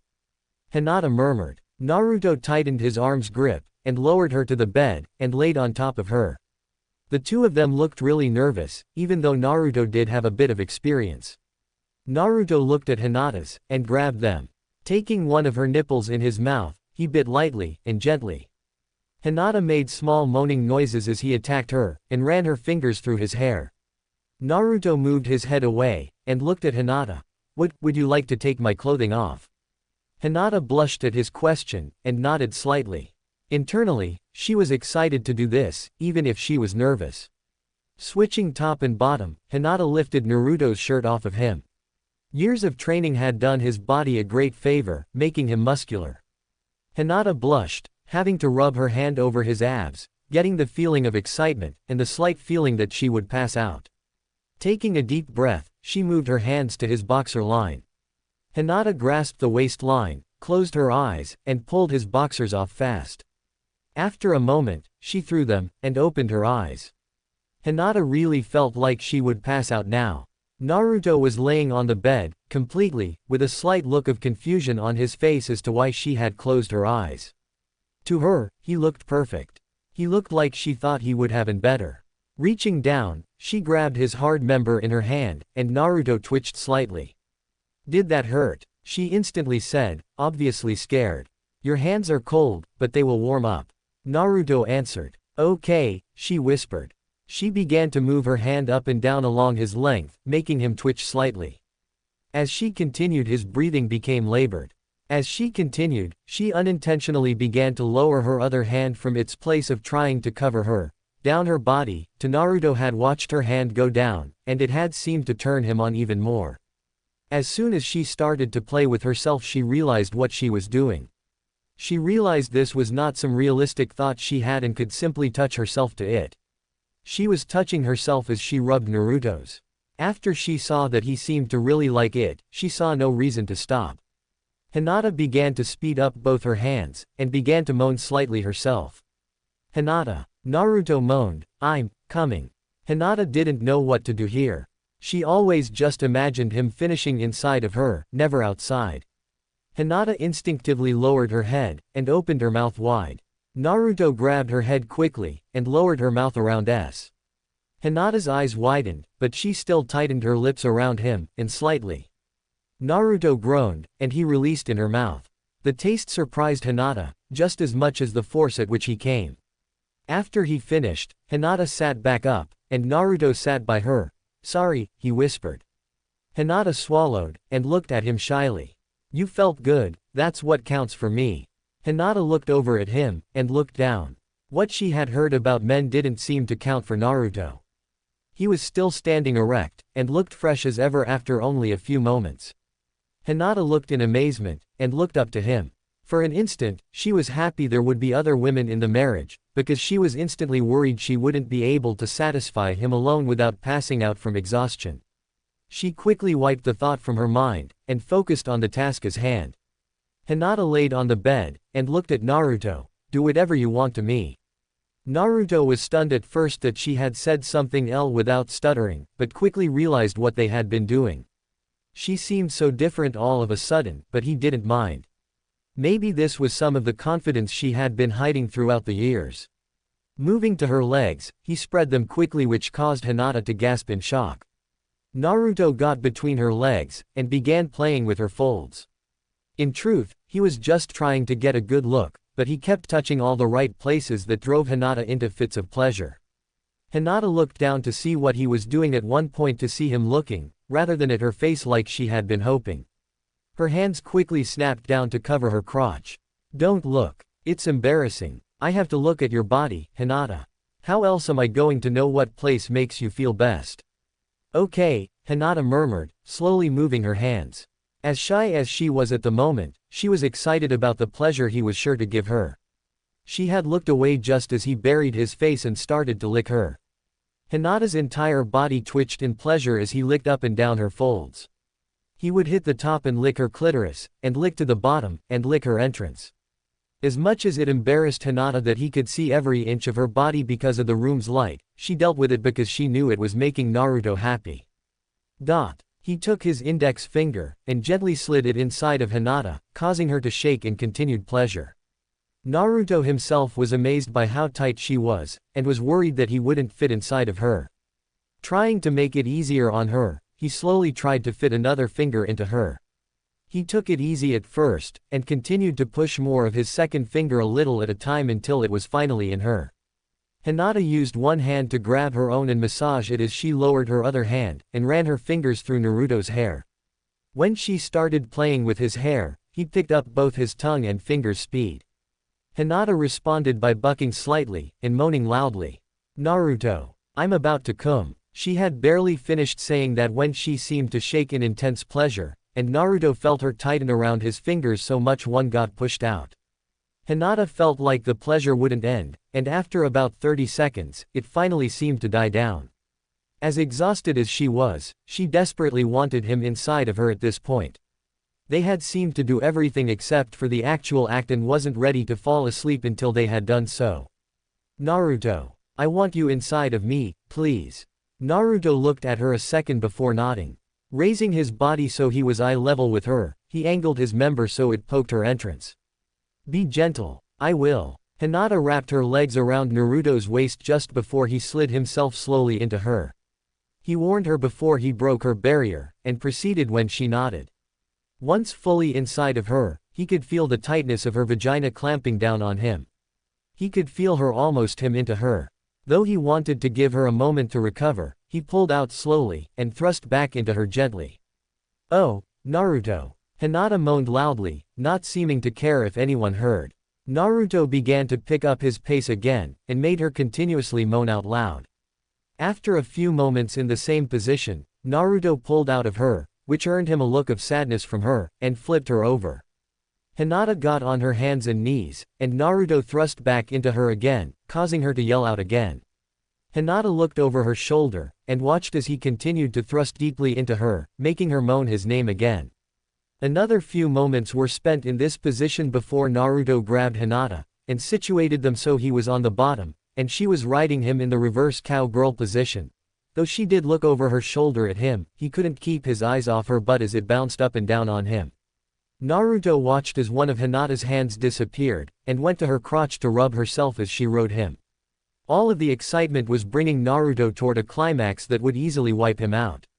He could feel his loins tighten as she continued to bounce and scream his name. Hinata, I'm going to come again. Please, come inside of me, Naruto."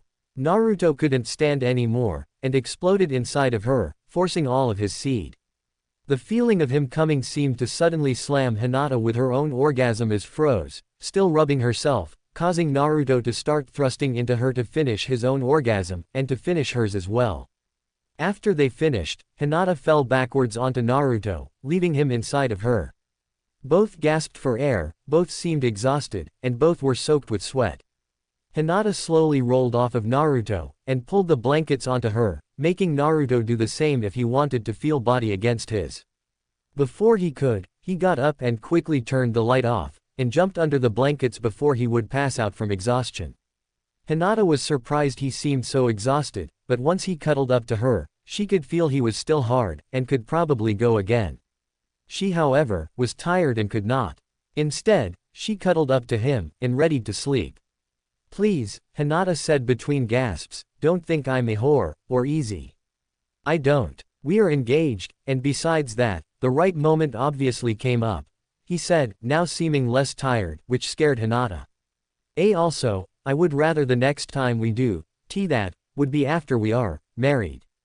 "That's fine," Naruto said as he cuddled up as close as he could. He liked her more adventurous and brave side a lot, but was happy to hear her pause and stammer again. Chapter 4, The Strange Day. Naruto woke up in the best way he could have imagined, at first. Naruto opened his eyes, yawned, and looked to the sleeping beauty laying right next to him. The aroma of food cooking filled his nostrils, making his stomach start to grumble. At first, Naruto just wanted to look at the Hinata lying next to him. Then everything hit him. There was someone else in his apartment. Naruto's eyes grew wide as he realized what was wrong. Someone got into his apartment somehow, and started cooking.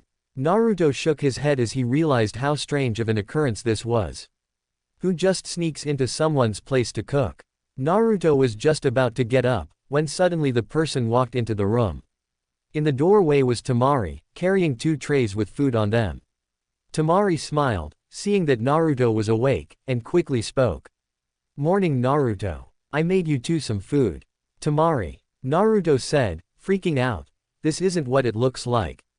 "What do you mean? She is going to be your wife too, so there is no problem with this." When the look of terror flashed off of Naruto's face, Temari had to fight back a laugh, if only to let Hinata get a moment more of sleep. Temari had fought back the urge to laugh, and instantly felt the need to speak more, adding, "Listen. Even if I get jealous about this, there is no reason. While the marriage is going to be unusual, there will be other women that you will have to sleep with at one point or another. I just have to live with it, because it is now a part of my life. Beyond that, Karen and Ino kinda taught me what sisterly love is like. Even though their brand of it is strange, I still am happy that I can someday have a chance of a bond like that. So I can live with this, don't worry." "Well, that's good, but, Temari. Yeah, how did you get into my apartment?"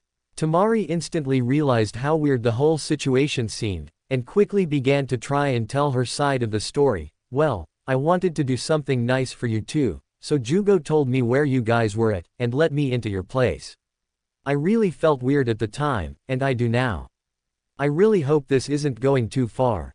"No, it's a great idea. Thanks Temari." Naruto started to shake Hinata as he talked. "Hinata, wake up. Temari made us breakfast." Hinata slowly stirred, and opened her eyes slowly. Looking and seeing Temari as she sat the trays down, Hinata slowly sat up, forgetting that she was wearing nothing under the blanket.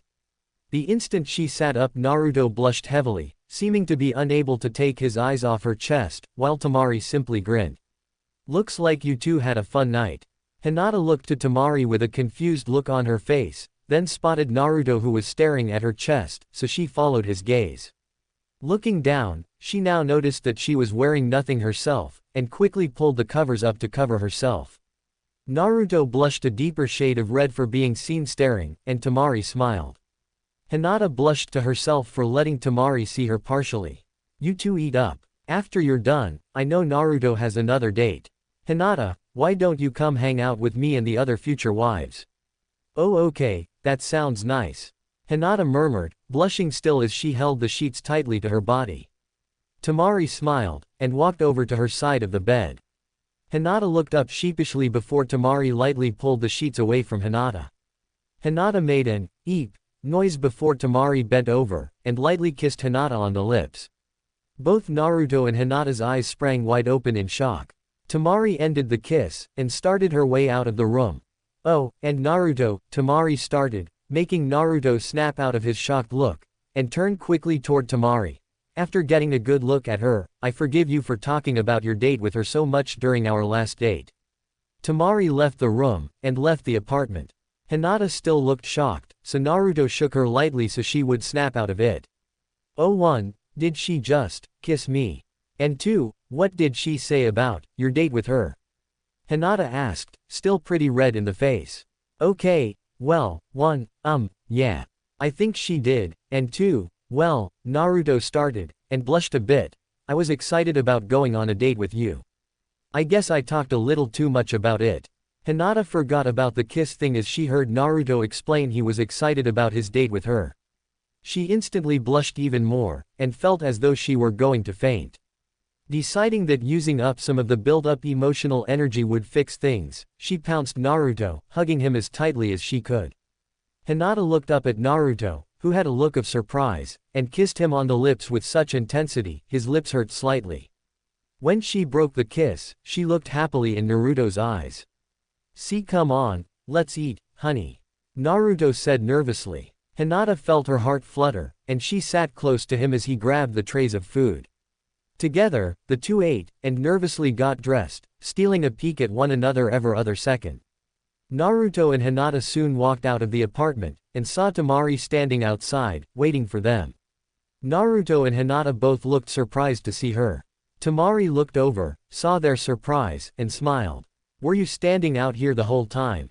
Naruto asked quickly. No, I actually talked with Jugo for a few minutes. I asked him to please get the others, and tell them to meet me at Ichiraku Ramen. He told me he was happy to help any wife of Naruto, and left. Now that you guys are out, I'll walk with you, if that's okay. Sure, Hinata answered. Temari smiled, and wrapped one arm in Naruto's, and motioned for Hinata to do the same. We don't want him recruiting any other wives, so we better keep a tight hold on him.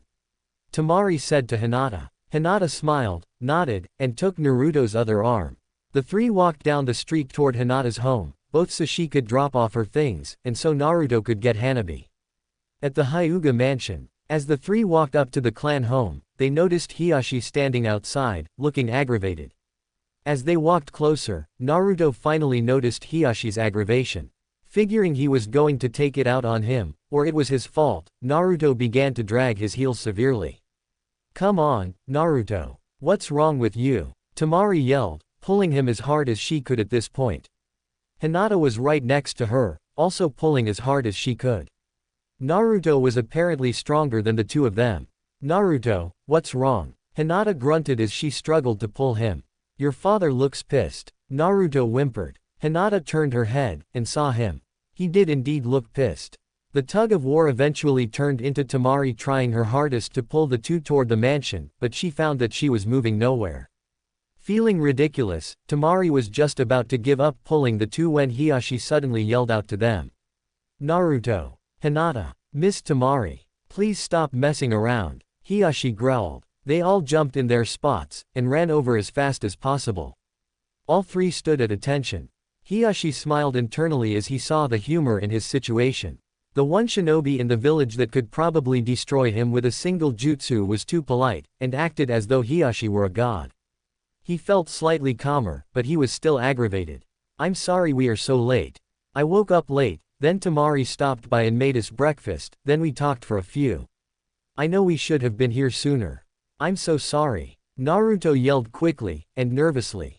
Hiashi sighed, now knowing he had led them to a false conclusion. No, that's not what I am angry about. And thank you, Miss Temari, for accepting Hinata. I know you two are both in a weird situation, and it means a lot to hear that you two might get along. It makes me wonder if I should consider Naruto's other wives sisters to Hinata. Maybe I should wait to see how they get along with her first. Hiashi mumbled. Realizing he was off track, he got on with what he had to say. Anyway, Hanabi is away on a mission. It came in this morning, and the team needed her. I do apologize, Naruto. No, it's okay. I can take her out another time. Naruto said, not all too concerned. He did have to wonder now, though, who was he going out with? You could just take us out, Naruto. Temari said, holding his hand. Hinata and I would like that. Hiashi smiled, thinking at first she was going to keep Naruto for herself, but including Hinata made him gain respect for her. He would defiantly be treating her like a daughter. Wait. A voice yelled a small way away. They turned, and saw Ino and Karen running toward them. Temari sighed, and Naruto and Hinata simply looked curiously. Hiashi sighed, and looked at the three that were already there. Well, I'm going inside. Hinata, come in if things change, and Temari may join you if she so wishes. Hiashi left as Karen and Ino got there. Naruto smiled as they got there, and started talking. Hey guys, what's up? We just heard Hanabi isn't in the village.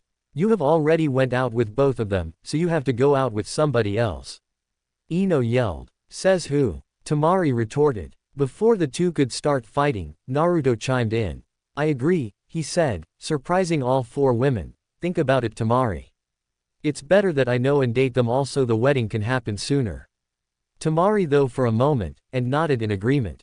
She hated getting pushed around and told something like Ino just did, feeling their relationship strain, but luckily, Naruto saved them from having a real issue. Do you want to come inside for a bit before we head to the meet-up? Hinata asked Temari. Sure. Got nothing else to do for a bit. As the two girls walked into the Hyuga mansion, Naruto looked to the two girls in front of him. So which one of you am I taking out today? Me, Ino instantly said. Karen looked at her quickly with a look of anger on her face. No, you're taking me out today. Karen insisted, walking over to Naruto and grabbing his hand. No, he is taking me out. Ino shouted in response, and grabbed Naruto's arm. The two girls looked aggravated, and looked as though they were about to fight. The two then snapped their heads toward Naruto. Which are you taking out? They both yelled. Naruto began sweating bullets. He didn't want to anger either of them, and was not looking forward to either of them fighting the other over his decision. I'll leave that up to you two, Naruto said, scared and nervously. The two looked at each other with such intensity. Naruto backed up as much as he could while being held in place in fear one of their heads would explode from the intensity of the stares. Just take both of us, Karen said, looking back to Naruto as though no anger had ever existed between Ino and herself. It would be easiest, Ino included, with the exact same look on her face. Though Naruto was nervous of the idea, he had to agree it was the easiest idea. He also thought about how Ino and Karen reminded him a lot of Ino with Sakura a long time ago, though these arguments seemed to have peaceful endings. At least that one did, to his knowledge. Oh okay, Naruto conceded. The two girls smiled happily, and both led Naruto off. Though he hoped he was done with the arguments, something told him it was going to be a fight every minute. In the Hyuga mansion, Temari walked into the Hyuga mansion with Hinata, and Temari had to stop in her tracks. The Hyuga family was known to be a powerful and rich family, but the mansion appeared to be more well-furnished than the Hokage mansion and the hotel she was staying at, the most expensive one, combined. The art that covered the walls and sculpture that stood in corners in the first 20 feet looked like they cost more than the mansion itself. Each piece came from another village, as was obvious by the tags by each piece. While she was in the middle of the hall, she felt as though she tread carefully just to make sure she would break nothing. Hinata looked back, and saw Temari acting overly careful. She then couldn't help but remember when she was young, that was the exact way she was. The thing that helped her get over it was the fact she hadn't ever come close to breaking anything. Granted, that was mostly due to the traps and barriers that protected the art. Temari, are you okay? Hinata asked, walking back toward her. Why yeah, I just have never seen this much net worth in one room. Temari gasped. And I was at the Cage Summit years ago before the 4th Shinobi War. I used to do the same thing that you just did. Trust me, you won't break anything. Look at them again. Temari looked back to the art, and noticed several barrier tags, and a few razor-thin wire traps. Temari smiled, feeling more in danger now than nervous. As she sped up a bit, the two entered into the first real room in the mansion. It was an outdoor garden, with an open roof, that led to the actual house. Temari suddenly wondered how long it would actually take to see the house, rather than just the entryways.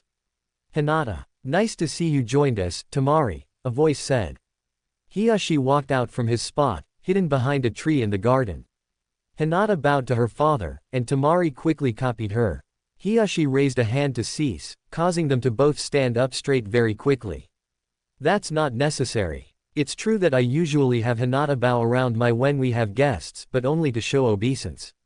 You, Temari, seem like you will be more than a guest. The fact you two both showed up with Naruto, with neither of you looking sour about being around each other, shows me that. I am aware that you are the first to be officiated with Naruto, but you don't seem to hold it over Hinata. No, sir. Actually, on one of our first dates, I thought Hinata was following, and shouted out that she should join us. It turned out to be Jugo, but I still thought it would have been fun. Temari explained. Hiyashi looked to Hinata for confirmation, to which she nodded. Hiyashi smiled, and motioned for them to follow. So, where are you staying, Temari?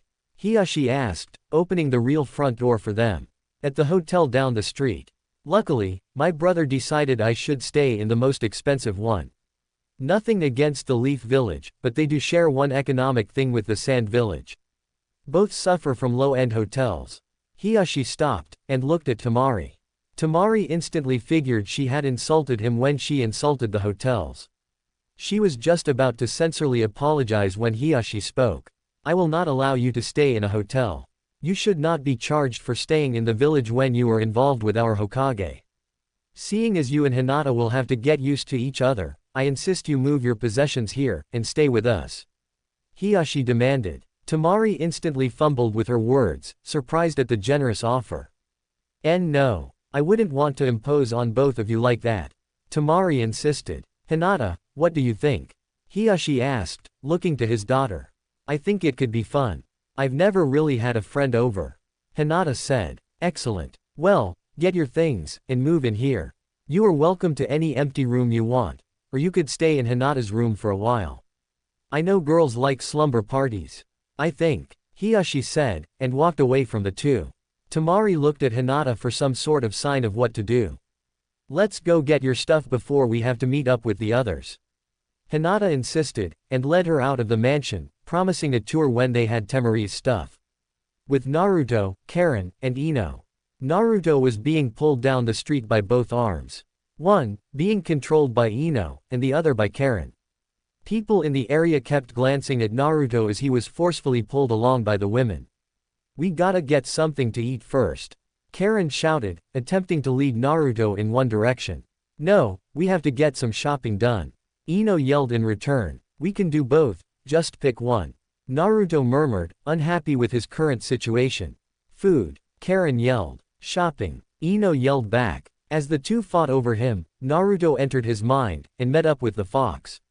Luckily, his body would be on autopilot, as though it were a clone. What's the problem, Kit? Kurama asked. Naruto looked up at him. I might go insane on this date.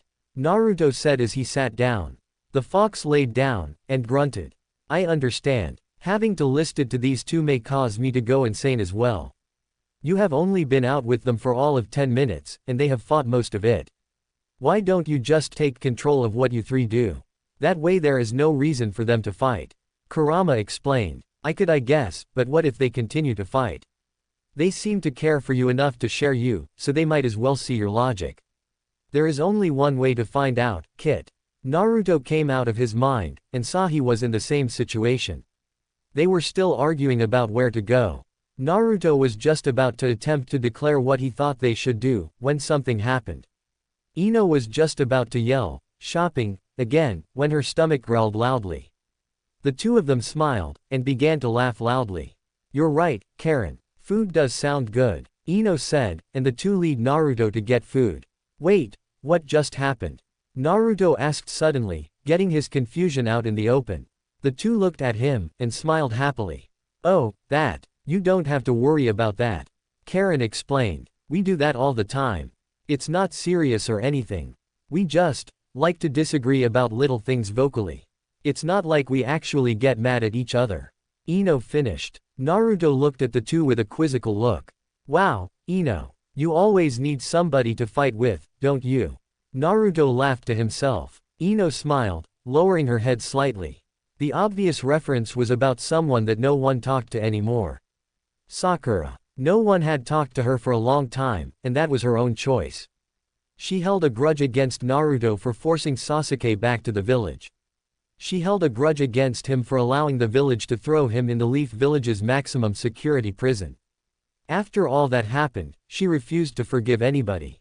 For some reason, she had snapped beyond the ability to save. Everyone who was once her friend had eventually given up trying to save her. She had fallen, and nothing could be done.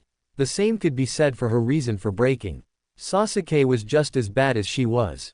Even after talking with Itachi, even after helping stop the Impure World Resurrection Jutsu, he was lost. He had watched his last relative die a second time, and it proved to be too much for him to bear. The moment the war was over, he was captured, and brought back to the Leaf Village. After an evaluation of his mind, he was deemed too insane to walk the streets, and too powerful to put into a mental asylum. So he was thrown into the Leaf's prison, with visits from the Leaf's top psychiatrist. Nothing helped the poor Uchiha, and he was left to rot. Sorry, you guys. Karen whispered, realizing the hardship they had went through. She brought them both into a hug, holding them tightly. They both returned the hug, feeling the drain on their emotional state. Naruto and Ino were the ones most affected by the loss of both Sasuke and Sakura to insanity. Though it had been a while, it was an emotional wound that would take a long time to heal. Thanks, Karen, Naruto said, burying his face into her neck. I forget how much I miss the old days, thanks for being there, Karen. Ino said, hugging her best friend tightly. Naruto and Ino fought off tears, and Karen supported them her best. Let's skip food. I'm sure you guys are not hungry. Let's get our minds off it by heading to the shopping district. Karen insisted. Naruto and Ino both agreed, feeling like they needed to get their minds off of the past. Where do you guys want to go? I could really use some new jumpsuits. Naruto mentioned. Yeah, clothing shopping sounds nice. Ino agreed. Karen smiled at them. Okay, my treat. It's the least I can do. Karen said, giving the two a final, big hug. Ino and Karen both took one of Naruto's hands, and held tightly. Together, the three walked off to get said shopping underway. At the future wives gathering, Temari and Hinata walked into the meeting place for the future wives. At the table they claimed their own, sat Samui and Ren. As they walked up closer, and noticed another was sitting with them. It turned out to be none other than the Hokage, Lady Tsunade. Hello, Lady Hokage. What brings you here? Hinata asked, taking her seat, and scooting over on the booth seat for Temari. After they were seated, Tsunade decided to answer. I've come to discuss two things. One, the names you will take, and another is a little info I feel you should know. Tsunade informed. The four there looked at her, nodding, saying there are 8 of you, 4 will become Namikaze, and 4 will become Uzumaki.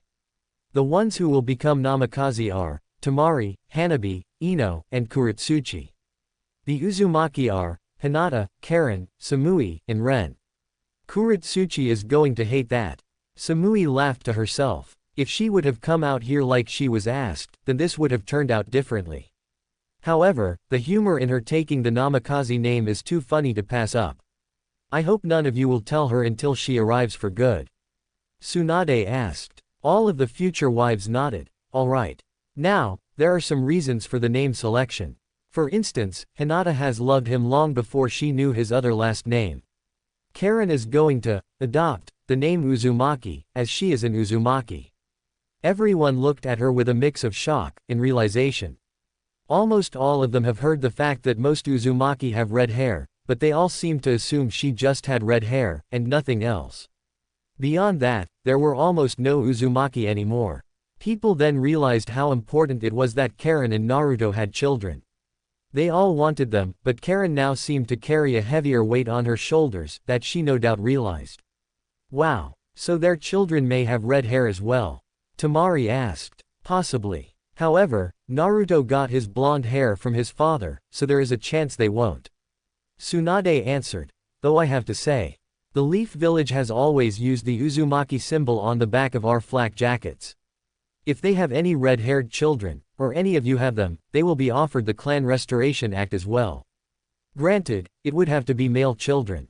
Men are too primitive to share one woman, and a woman can only have a child about a year, unless it's twins. Roughly of course, but a boy could have multiple wives with a chance of many offspring. Like this current situation, they all seemed to look at each other, thinking about their future children at that exact moment. They all thought if they wanted their kids to be in a somewhat similar situation. Samui really didn't care, as long as her child's spouse, or plural of such, were strong. Ren herself used her own thought process, that the child had to have earned the love of her child through heroics. Temari herself couldn't make that kind of decision, knowing full well that she wanted to experience a lot of what it was like before she would recommend it to her children. Hinata had a very similar ideal to Temari's. While they would probably discuss part of that during the day, they all silently agreed to wait for the others in order to get everybody's input, even though it would only affect their own children. I really need to get back to the mansion. I just really wanted to stop by, and inform you all of what was going on. Tsunade stated as she stood. As she began to walk away, she quickly turned around. One more thing. The wedding will be 1 week after Naruto has dated all of you. After today, if my information is correct, then there will only be 4 left. It's approaching quickly. I hope you are ready. Tsunade took her leave, and the future wives sat by themselves. Today's meeting had only started, and there was already a lot on the table. The basic time of the wedding was set, they knew what names they were taking, and several things to think about. And it was barely after 12 o'clock. With Naruto, Karen, and Ino. The 3 had just finished shopping, and had employed Naruto to carry their bags. As they walked ahead, leading him to the place they were going to eat, he was trying to look through the bags that they had given him to carry. The only reason he was so curious was because they had apparently gotten him something, and he wanted to know what. He hadn't seen the item, but at one point or another Ino or Karen had vanished. All he could see in the bags he could look at were shirts and pants for Karen and Ino. One bag contained 3 new jumpsuits for Naruto, looking exactly like the one he had on now. It was difficult to look in all the bags, as there were a whopping 10 bags at least. Naruto had regrettably not paid attention to how many. "Stop looking. We will give you the gift when we get to the place we are eating," Ino said, seeing him looking at the bags as they went along. Karen looked back at him, and smiled brightly. Naruto had to control himself from looking into the bags, due to the fact that one of them looked back every so often, and he knew he would be scolded for looking when told not to. While it shouldn't have been a big deal to the strongest ninja in the village, if they told him to stop, he would. He wasn't that used to having friends, so he didn't really want to aggravate anyone, even if they were future wives. As they got to the designation the women picked to eat, Naruto had the opportunity to sit the bags down, and look around. He knew this place. "Ichiraku Ramen," Naruto yelled in excitement. The 2 girls smiled happily, glad Naruto was excited that they had remembered what place he liked to eat. In all truth, it was village knowledge. "This one is on me," Ino said, and sat at the seat nearest her. Naruto sat next to her, and Karen on the other side of Naruto. Tsuki walked to the counter, and saw Naruto with 2 of his future wives. "Hey Naruto. And I recognize these 2. Miss Ino, and Miss Karen. Welcome to my ramen stand," Tsuki said, grabbing his order pad. "If neither of you can match Naruto in his eating habits, then I will pay for the meal." One of us can," Karen whispered. Tsuki looked at the girl in slight disbelief, not thinking neither Ino, nor Karen, could keep up with Naruto. "I doubt that. Now, what will you guys be having?" Tsuki asked. "I'll start with 2 bowls of miso soup ramen," Naruto shouted excitedly. "I guess I'll have the same," Ino said, never having eaten at the ramen stand. "Me too," Karen murmured. It wasn't long till their food was brought to them. Ino looked at the 2 bowls brought to her with wide eyes, having no idea she was going to be ordering something so massive. Naruto instantly dug in, and Karen followed along with Naruto. Ino glanced at the 2, wolfing down their ramen like they hadn't eaten in years. Ino attempted to follow along, but found the amount of food daunting. It wasn't that long till Naruto had finished his 2 bowls, and pushed them forward to be collected, and refilled. He looked to Ino, seeing her taking her time with her first bowl. He gave her a reassuring smile, and looked over to Karen. The second he did, his eyes grew wide. She too had pushed her bowls forward to be refilled. She didn't look full at all, and seemed to be in the same shape he was. When Karen noticed him looking at her, she shyly turned away, worried he had seen her eating like a pig. "You ate those already?" "Yeah," Karen whispered, ashamed. "Sweet. Finally there is someone who can eat ramen with me. Everybody always stops so quickly, and want to leave right away," Naruto said, and hugged her in a happy expression. Karen blushed and fixed her glasses, thankful he accepted her rather than being disgusted by her ability to eat. "I can't offer free ramen if you 2 are going to devour our entire stock," Tsuki shouted. He was busy making ramen as fast as he could, with his daughter doing the same. "It's okay. I will pay," Ino insisted, causing both Karen and Naruto to look at her thankfully. She had been out to eat with Karen before, so she knew what she was in for. She just guessed it would be Karen times 2.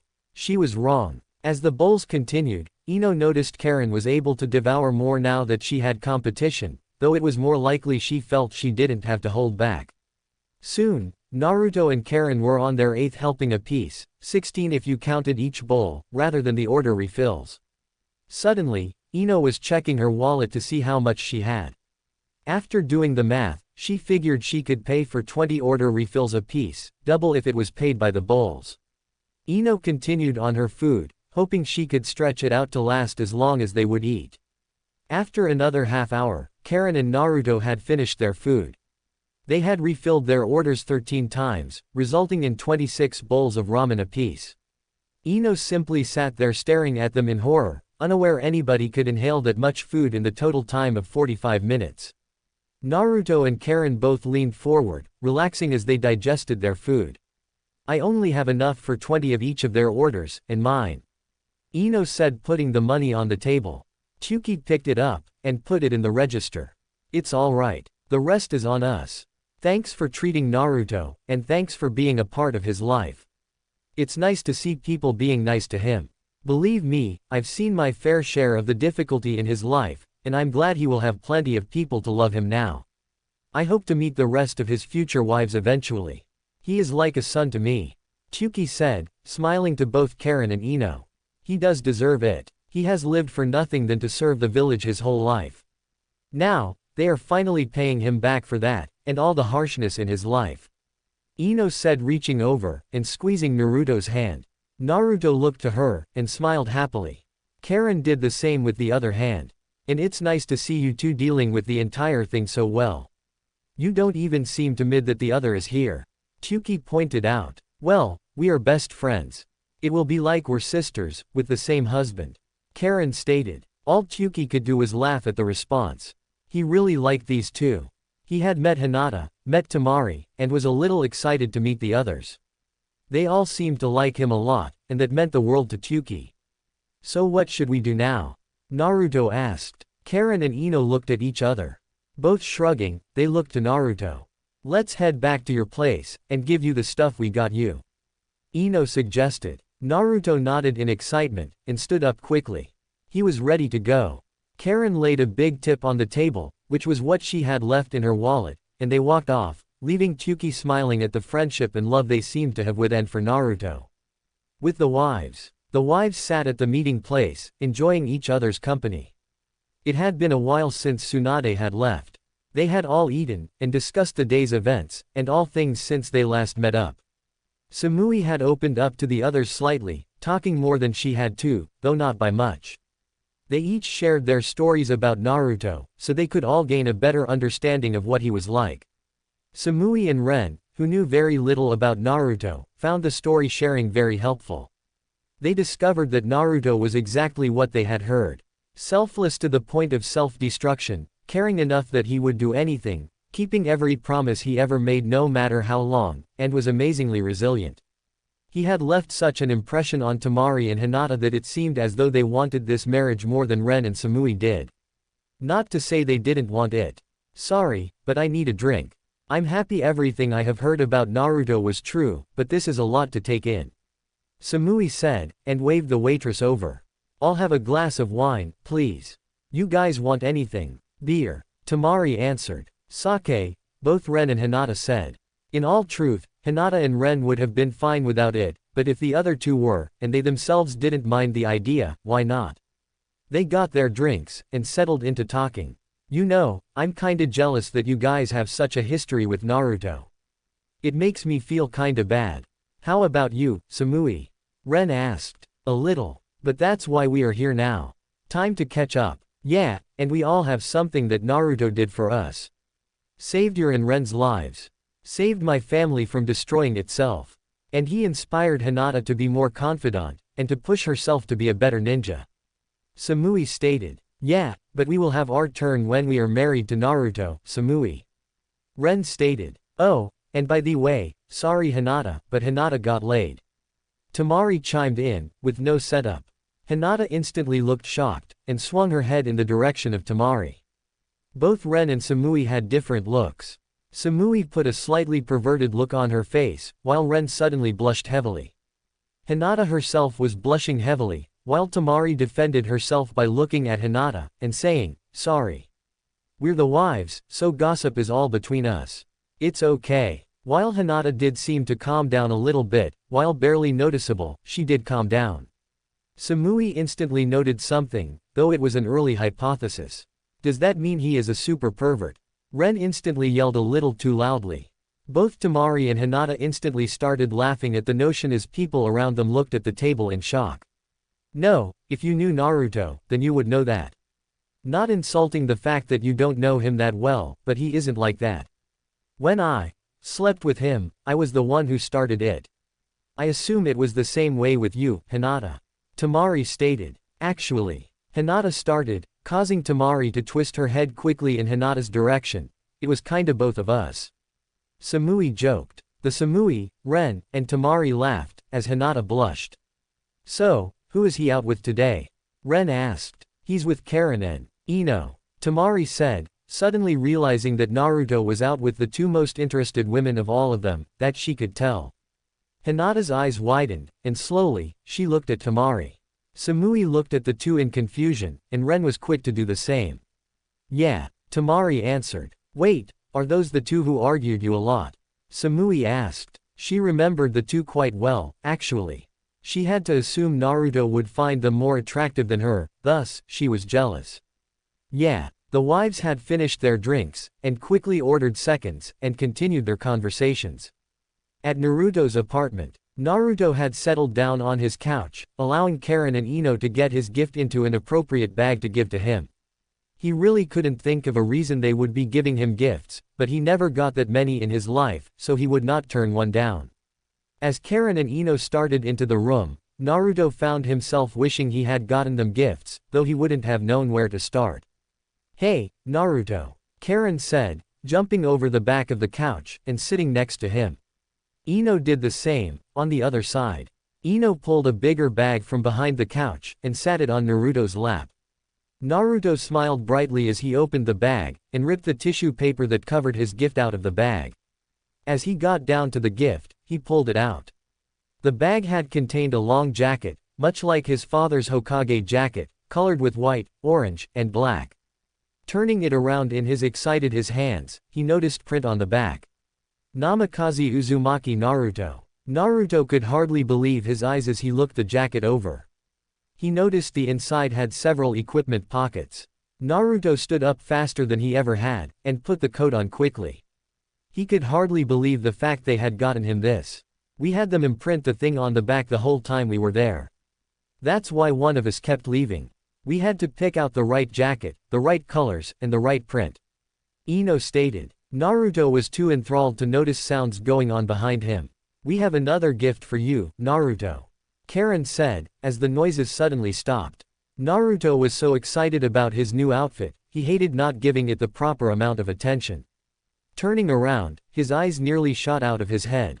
The two women had stripped into his second gift, wearing revealing, lacy underwear. Karen wore a white lacy thong, and a white bra that looked as though it was ready to pop off. Do you like it? We picked them out hoping you would. Ino said seductively. Ino was wearing red underwear, matching Karen's. The two stood up, and grabbed Naruto by his new jacket, leading him into the bedroom. The whole while, Naruto was unable to look away from the two. His face was bright red as he was led into the bedroom, and forced to lay on the bed.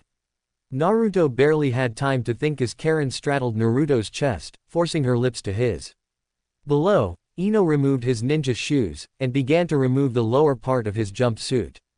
She opened the button, and unzipped the fly quickly, eager to get to the hidden treasure in his pants. Above, Naruto felt Ino discard his shoes, but couldn't concentrate on what Ino was doing as Karen was keeping him very occupied. Karen grabbed both of Naruto's hands, and placed them on her covered. Karen groaned into Naruto's mouth as he grabbed and massaged, allowing Naruto to overtake her mouth with his tongue. Naruto moved his hands, and put them under Karen's bra. At the exact same moment, he heard his zipper go down, realizing what Ino was doing. He couldn't help but become more turned on by the thought of being unable to see what Ino would do to him. Below, Ino had gotten his zipper off. Grabbing both sides of his pants, she pulled them down, leaving his boxers still on. Ino moved up along his muscled legs, and opened his fly. Inside, his swollen member was eagerly waiting for her. Ino grabbed him, smiling as it twitched, and she heard him groan in excitement. Ino began to move her hand up and down along his length, causing his legs to twitch slightly as Karen kept him busy.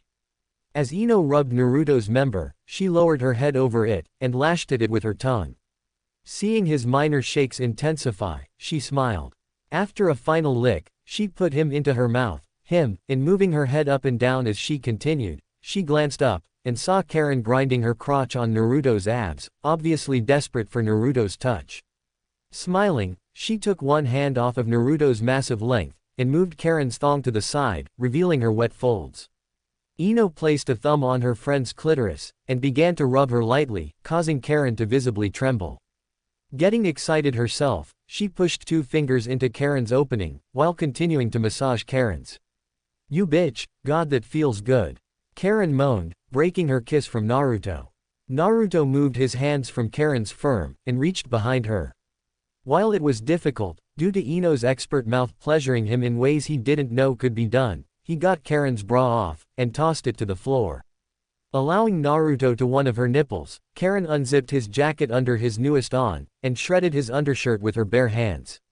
After opening his shirt, she pressed her now free to his muscled chest, and kissed him with a renewed passion. "I'm gonna come," Naruto moaned, breaking the kiss suddenly. Ino reacted by backing off, her mouth making a loud popping noise. As Naruto groaned in displeasure, Ino removed her fingers from Karen, resulting in the same noise from her. Naruto sat up slightly to look at her, giving her a look of defeat. Ino shook her finger at him, and got up. She moved so her pelvis was right behind Karen's, and moved both hands down. One hand began to play with Karen again, while another positioned Naruto's member so it poked into her lightly. Ino lowered herself onto Naruto, getting a moan of pleasure from both Naruto and herself. Karen grinded against Ino's hand, looking over her shoulder at Ino, watching her friend bounce on Naruto's. "I think I'm gonna come." Karen groaned loudly, moving her hips faster against her friend's hand. "You can come, Karen. Naruto has to wait till I'm closer," Ino whispered, leaning over, and trailing Karen's back with kisses. "You're so mean." Naruto groaned, trying to hold out, though starting to hump suddenly to get Ino closer. Ino instantly reacted by moaning loudly, and focusing on pleasuring Karen as Naruto was taking care of her. Naruto smashed his lips to Karen's, seeing her face start to redden with her impending orgasm. Karen moaned loudly into Naruto's mouth as her orgasm suddenly overtook her. Ino felt the sudden contractions involved with an orgasm, and felt Karen squirt heavily all over her hand and pelvis as she continued to come. Naruto felt the orgasm rock Karen's body, and felt her squirt on his lower half. Breaking the kiss, he looked down to see her twitching in rhythm with the squirt. "God, you're hot," Naruto murmured in Karen's ear, and kissed her again. "A squirter. I should have guessed," Ino said, continuing her fingering. Feeling overwhelmed by Karen's continued squirting, Naruto felt himself getting closer with no way to stop it. Karen, however, kept her mouth locked onto his as she continued to convulse. Ino felt his member throb, and knew he was on his way. Smiling, she started to aid Naruto's thrusts. While she wanted to come, she didn't want to hold Naruto back this early in their fun night. She felt Naruto tense, and freeze up as he started to come, and Ino took over completely. Ino moaned loudly as she felt Naruto explode into her, seemingly filling her up in his first spray. As she continued to ride him, she removed her hand from Karen's vagina, and moved so she could speed up. As Karen collapsed on Naruto, Ino felt his throbbing slow, and finally end. She continued to bounce over him, however. She was close to her end, and wasn't done with him. As she drew closer to her end, she leaned over, and held onto the bed tightly as her orgasm washed over her. She moaned loudly as she came, burying her head into Karen's back as her body bucked with pleasure. As she slowly came down from her euphoria, she sighed, and hugged Karen before she stood up. As Ino got off, she heard Karen moan lightly, and instantly looked at her.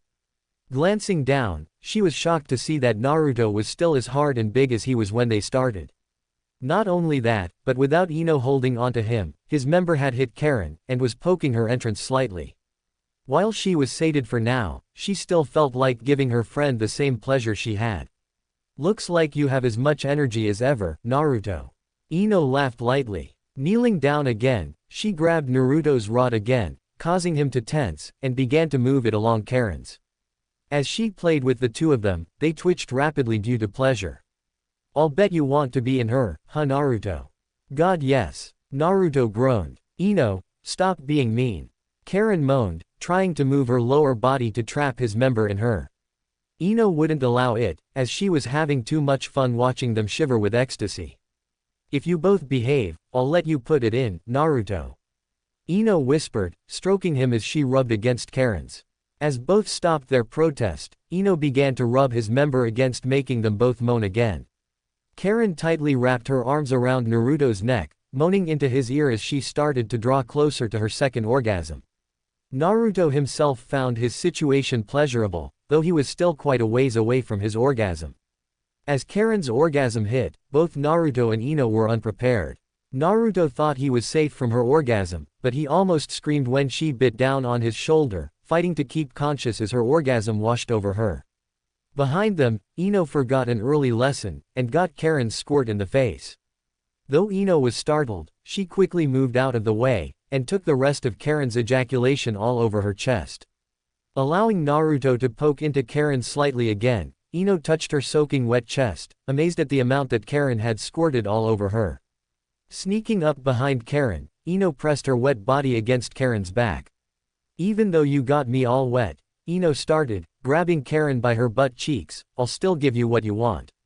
Ino slowly pulled Karen back, making Naruto slide into her. The whole while, both Karen and Naruto moaned lightly. Karen, because Naruto was bigger than she thought, and Naruto, because she was a lot tighter than he thought. Karen and Naruto locked eyes, before finally locking lips. "That feel good?" Ino asked, making Karen bounce up and down on Naruto's length. All Karen could do was nod quickly. Ino grabbed Karen's red locks, and brought her head up a little, and away from Naruto's. "I pleasured you. Will you do the same for me, Karen?" Again, all Karen could do was moan, and nod. Ino moved from behind Karen, and moved to her front.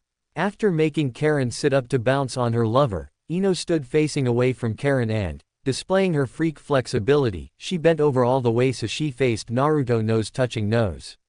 As Ino got her turn kissing Naruto, Karen began to lick Ino's drenched folds. With Karen bouncing on him quickly, and Ino displaying insane flexibility, he felt the pressure in his loins building up. Ino could tell by the way he suddenly was unable to continue. "Don't you dare come. I got covered with my best friend's squirt twice. We both deserve to enjoy this. Besides, you wouldn't want to look weak to Karen, another Uzumaki, would you?" That bit of information stopped Naruto. There was another Uzumaki. He didn't know that, and had to follow Ino's advice. Breaking the kiss with Ino, he looked to Karen. She would hopefully be the one to bring his mother's once great clan back, with the help of the others. Luckily, the new information kept Naruto from coming. Even though he had a dumbfounded look on his face, Ino smashed her lips to his. As quickly as the kiss happened, she invaded his mouth with her tongue. Though Naruto was now far from his orgasm, Karen was drawing nearer to hers by every bounce, and Ino was drawing closer to hers. Karen, finding it easier with her impending orgasm, latched onto Ino's with her lips, and licking as hard and fast as she could. The moment that happened, Ino broke her kiss with Naruto to moan loudly, her eyes almost rolling into the back of her head as her orgasm teased to let loose. As Ino's orgasm unleashed, Karen hooked her arms around Ino's thighs to keep her up on her trembling legs. While Ino's and Naruto's juices spilled from Ino's, Karen felt her loins tense in anticipation of her own orgasm. Naruto smiled lustfully at the sight of Ino's contorted face, and the feeling of Karen starting to tighten around him. Naruto quickly moved his arms down to help Karen bounce as she neared her orgasm. "Oh, God," Karen groaned loudly, switching to diddling Ino's with her tongue, as her orgasm started with Naruto's vigorous help. Naruto looked to Karen's desperate licking, and saw the mass amount of liquid squirt from her as she came, looking like she was lifting off of him from the force of it as she went up. "Come, Naruto, give your bitch all you got." Ino moaned into his ear, still standing on her feet somehow. Naruto nodded in reply, and began to thrust quickly into Karen, making her stop licking Ino to throw her head back in ecstasy. Ino quickly compensated by drilling her own fingers into herself to continue her orgasm as long as possible. Naruto groaned happily as he shot his load into Karen, making her yell in surprise and happiness. She fell to Naruto's chest, slipping under Ino's legs, and clung desperately to Naruto as he filled her. As all three ended their orgasms, Ino collapsed, landing on Karen's back. They all breathed heavily, trying to catch their breath from their fun. "That felt so good," Ino moaned, with Karen finishing the last part. Unbeknownst to them, Naruto, still slightly tired, formed a hand seal. Quietly, two shadow clones formed behind them. "Who says we're done?" Naruto asked, as the two clones grabbed Ino, leaving Naruto with Karen. Together, the three of them spent a good portion of the night in a seemingly unending pleasure. The two stumbled into the room of the big house. They had been out all day, and started drinking about 4 hours ago, having drank more than they should have. As they got in, they stopped, and looked to the bed. It was a mistake to get this drunk. I can't remember where the spare bed roll is, one said. Damn, can't we just share your bed? I'm going to be staying here for a while, so we might as well be comfortable with each other, the other said. Okay, the first said, obviously very drunk. She then reached for the lamp, and lit it. Both of them, Temari and Hinata, winced at the sudden bright light. The both of them crashed to the bed, feeling the alcohol inhibit their minds and bodies. Gotta get ready for sleep. Temari groaned, sitting up as she started to remove the unnecessary clothing.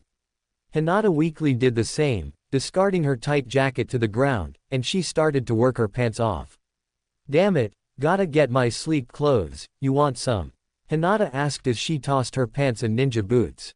She started to crawl across Temari, and ended up falling off the bed. Though she crashed to the ground hard, she didn't feel it. Temari laughed, holding as much of it back as her drunk self could. Sure, but, Temari started as she calmed down, but paused as she looked at Hinata as she got on all fours. Hinata's firm, round butt was in plain sight to Temari, though still slightly hidden by her lavender panties. They had coned down a bit when Hinata tried to remove her pants, and showed the top of her cute butt. Temari instantly felt a blush wash over her face as she realized she was staring, but decided she was drunk enough to do whatever she wanted. Taking a deep breath, she pushed off the bed, and landed against Hinata's backside. Can't we just sleep? Hinata instantly made a squeak noise as she felt Temari slip a hand into the back of her panties, and grab one cheeks tightly.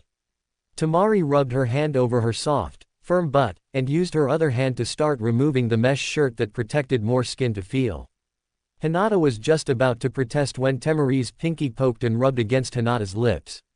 The moment she felt the finger, she moaned lightly, and shook a bit in pleasure. Looking over her shoulder, Hinata blushed as she saw Temari lustfully looking at her. While a part of her wanted to protest, a bigger part of her wanted to continue. No doubt it was the alcohol, but she also remembered the kiss from earlier. She remembered the smile she gave her before it, and she remembered the kindness offered to who Temari thought was her before that. She didn't think she was a lesbian, as she had too much fun on her night with Naruto, but that didn't mean she couldn't like both. Only one way to find out. Hinata aided Temari in the removal of her shirt, and continued to move her hips so Temari would brush up against. Temari smiled lightly, continuing to keep her hand just away from Hinata's center. Now that the mesh shirt was gone, Temari rubbed her unemployed hand up Hinata's back, causing Hinata to shiver, and pinched the clasp of Hinata's bra between her finger and thumb. In a snapping motion, she unlocked the hook clasp, and the bra sagged on Hinata's shoulders from the weight of Hinata's. Temari asked, leaning over Hinata's back to whisper into her ear. Hinata almost answered instantly, but stopped herself. So far, this was fun. If the fun continued, she wanted it to last. B breasts. Hinata murmured. The moment she said that, Temari hooked one arm under one of Hinata's thighs, removed the other from her panties, and flipped Hinata suddenly onto her back. The lift into the air, and the spin, shocked Hinata. Now lying on her back, Hinata was helpless as Temari got on top of her. Temari grabbed one with a firm grasp, and began to on the nipple of the other. Hinata moaned lightly in response. Temari began to massage Hinata's firm body with her free hand, spending time feeling every inch of her exposed body. To Hinata's sadness, Temari purposefully didn't stray too close to Hinata's panty line. Hinata regretted not saying the other option, until Temari and Hinata locked eyes.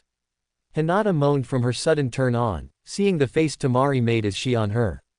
Temari, suddenly feeling embarrassed from the looks Hinata was giving her, bit on Hinata's hard nipple. Hinata moaned loudly in response, and wrapped her legs tightly around Temari's waist. Hinata ran her fingers through Temari's hair, knocking out all the hair ties. Temari's hair fell around her face, tickling Hinata's chest as she moved. Hinata kept running her fingers through Temari's hair. She couldn't get enough of the feeling of her fingers through Temari's hair. It all felt so nice. The feeling ended as Temari let go of her lovers, and got up on her knees. sorry I only paid attention to one, but I want this now. Tamari said, and poked the soaked spot on Hinata's panties. Hinata moaned, bucking her hips lightly, at the sudden prod. Tamari left her finger where it was, and began rubbing around the entire wet spot. Hinata continued to buck her hips lightly as Tamari rubbed her soaking folds. Tamari smiled at Hinata's increasingly crimson face as she began to strip with her free hand. First, off came the overshirt. The mesh shirt was quickly torn from her body, and she left the wrappings that held her on for now. Her shoes were already off, so she worked her skirt off, and took her mesh leggings and leg warmers off quickly.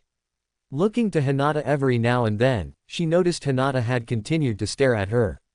The obvious attraction was apparent on her face. To think that her future sister-wife was as bisexual as she was, though it was probable that Ino and Karen had done this as well. Tamari smiled, and stood up slowly. As she stood over Hinata, she slowly undid the wraps around her bosom. As the wrapping fell onto Hinata, she couldn't help but stare at the almost completely woman over her. Her were obviously smaller than Hinata's, but Hinata still wanted to try her hand at playing with them. Playing with them like she used to do to her own as she masturbated while she thought of Naruto. Now, she would have two to think about. Like it so far, Tamari said, hiding the self-embarrassment inside her. Hinata, blushing heavily, nodded. Her hand worked down her body as she could hardly take in the image woman in front of her without physical pleasure. She was too overwhelmed. Good. Tamari allowed Hinata to slip her hand into her own panties, and start to play with herself. Hinata grabbed at her own, massaging her nipple roughly, as Tamari began to dance slightly as she slid her revealing thong down her legs. Did you know this was going to happen? Hinata asked with a shaking voice, noticing the thong. Tamari smiled as she played with her own. No, I started wearing these more, in case Naruto wants me at any time. I love him, and if you play your cards right, Hyuga, I could love you too. Tamari whispered sensually as she crouched over Hinata's face. Get a good look. Hinata moved her hand from her, and began to feel her hand around Tamari's folds. It could have been the alcohol, but the feel of the folds, and the smell of the sweet juices that began to seep from her began to turn her on even more. She had to wonder if the taste would be the same way. Wasting no time in finding out, she shoved her face into Tamari's to find out for herself. She started to lick away at Tamari's as she quickened her hand's pace on her own. She found herself liking the taste of Tamari, and hoped the alcohol wasn't the only reason they were doing this. As she thought of the reasons why, she was interrupted by the starting stages of her own orgasm. Tamari, I'm coming, Hinata groaned, stopping her licking from the overwhelming feeling. Tamari smiled, starting to play with herself for something to help Hinata along, and replied. Come to me playing with myself. Hinata did just that. Lifting her legs in anticipation, her orgasm rocked her body as she played with her once again, and watched her lover masturbate. Hinata began to moan loudly as her panties moistened from her orgasm. Her entire body shook with the contractions in her loins, and she moaned in quiet sobs as her orgasm almost made her faint. She wished it had been Naruto pounding into her as she came, filling her with his own cum from watching her lick at Tamari, but she was happy that she was getting this alone time with her new lover. Maybe her fantasy could come true later, but now, she was too lost in her own pleasure to think straight. As her orgasm dwindled, Tamari got up, and scooted back to Hinata's loins. In an attempt to drive her mad, Tamari began to lick at the sopping wet panties, shoving her own fingers into herself at the same time to get her closer to what Hinata had just experienced. You're so mean, Tamari, Hinata moaned, still weak from her pleasure. Tamari's response was to grab Hinata's panties with her teeth, and pull them from her with her mouth. Never stopping her own hand, she began to lick away at Hinata's folds, and inserted her tongue into her vagina. Hinata moaned in surprise at the sudden intrusion, but made no move to stop her. Instead, she began to massage both her, anticipating what Tamari would do next. She moved away from Hinata. Hinata quickly responded with a groan of disappointment. Tamari could only smile, as she grabbed Hinata's legs, and scissored between them. Hinata blushed once again, this time from the feeling of a warm against her own. Tamari. Hinata moaned as Tamari got ready to move. The moment Tamari started moving, rubbing their clitorises together, Hinata had to moan loudly from the unexpected joy of it. Tamari herself could only smile as she moved quicker, feeling her orgasm starting to well up. In the heat of the moment, Hinata activated her Byakugan, remembering there was a point in the crotch. She hoped she could repay Tamari for all the pleasure she had given her. Tamari barely had time to look down, and prepare for the chaos that would ensue. Hinata had missed her aim in her trembling state, and hit herself at the same time that she hit Tamari. Both felt the chakra point become overwhelmed, and both experienced an almost mind-shattering orgasm instantly. Both instantly held onto one another, grinding their pussies together in desperation to continue what shook their bodies in seizure-like tremors of pleasure. Their folds exploded with moisture that Naruto would later compare to Karen's own orgasm, and they laid on the floor, twitching in pleasure for a full 5 minutes. Both were completely out of breath, still drunk, and overly exhausted when they fully came to from the amazing event that seemed to give every atom in their body an orgasm. "Oh God, I'm sorry," Hinata whispered, too out of breath to talk right. Tamari sat up very slowly, and looked at Hinata. "Promise to do that again, and I can forgive you," she sighed, ready to fall asleep on the spot. "We really need to get to the bed before we pass out from exhaustion." Hinata nodded, and they weakly crawled into bed, helping each other out in the strenuous venture. As they got into bed, the two of them could feel the dark edges around their vision take over, and they fell asleep in each other's arms. When love becomes power, legends are reborn. If you enjoyed this story, like, share, and subscribe.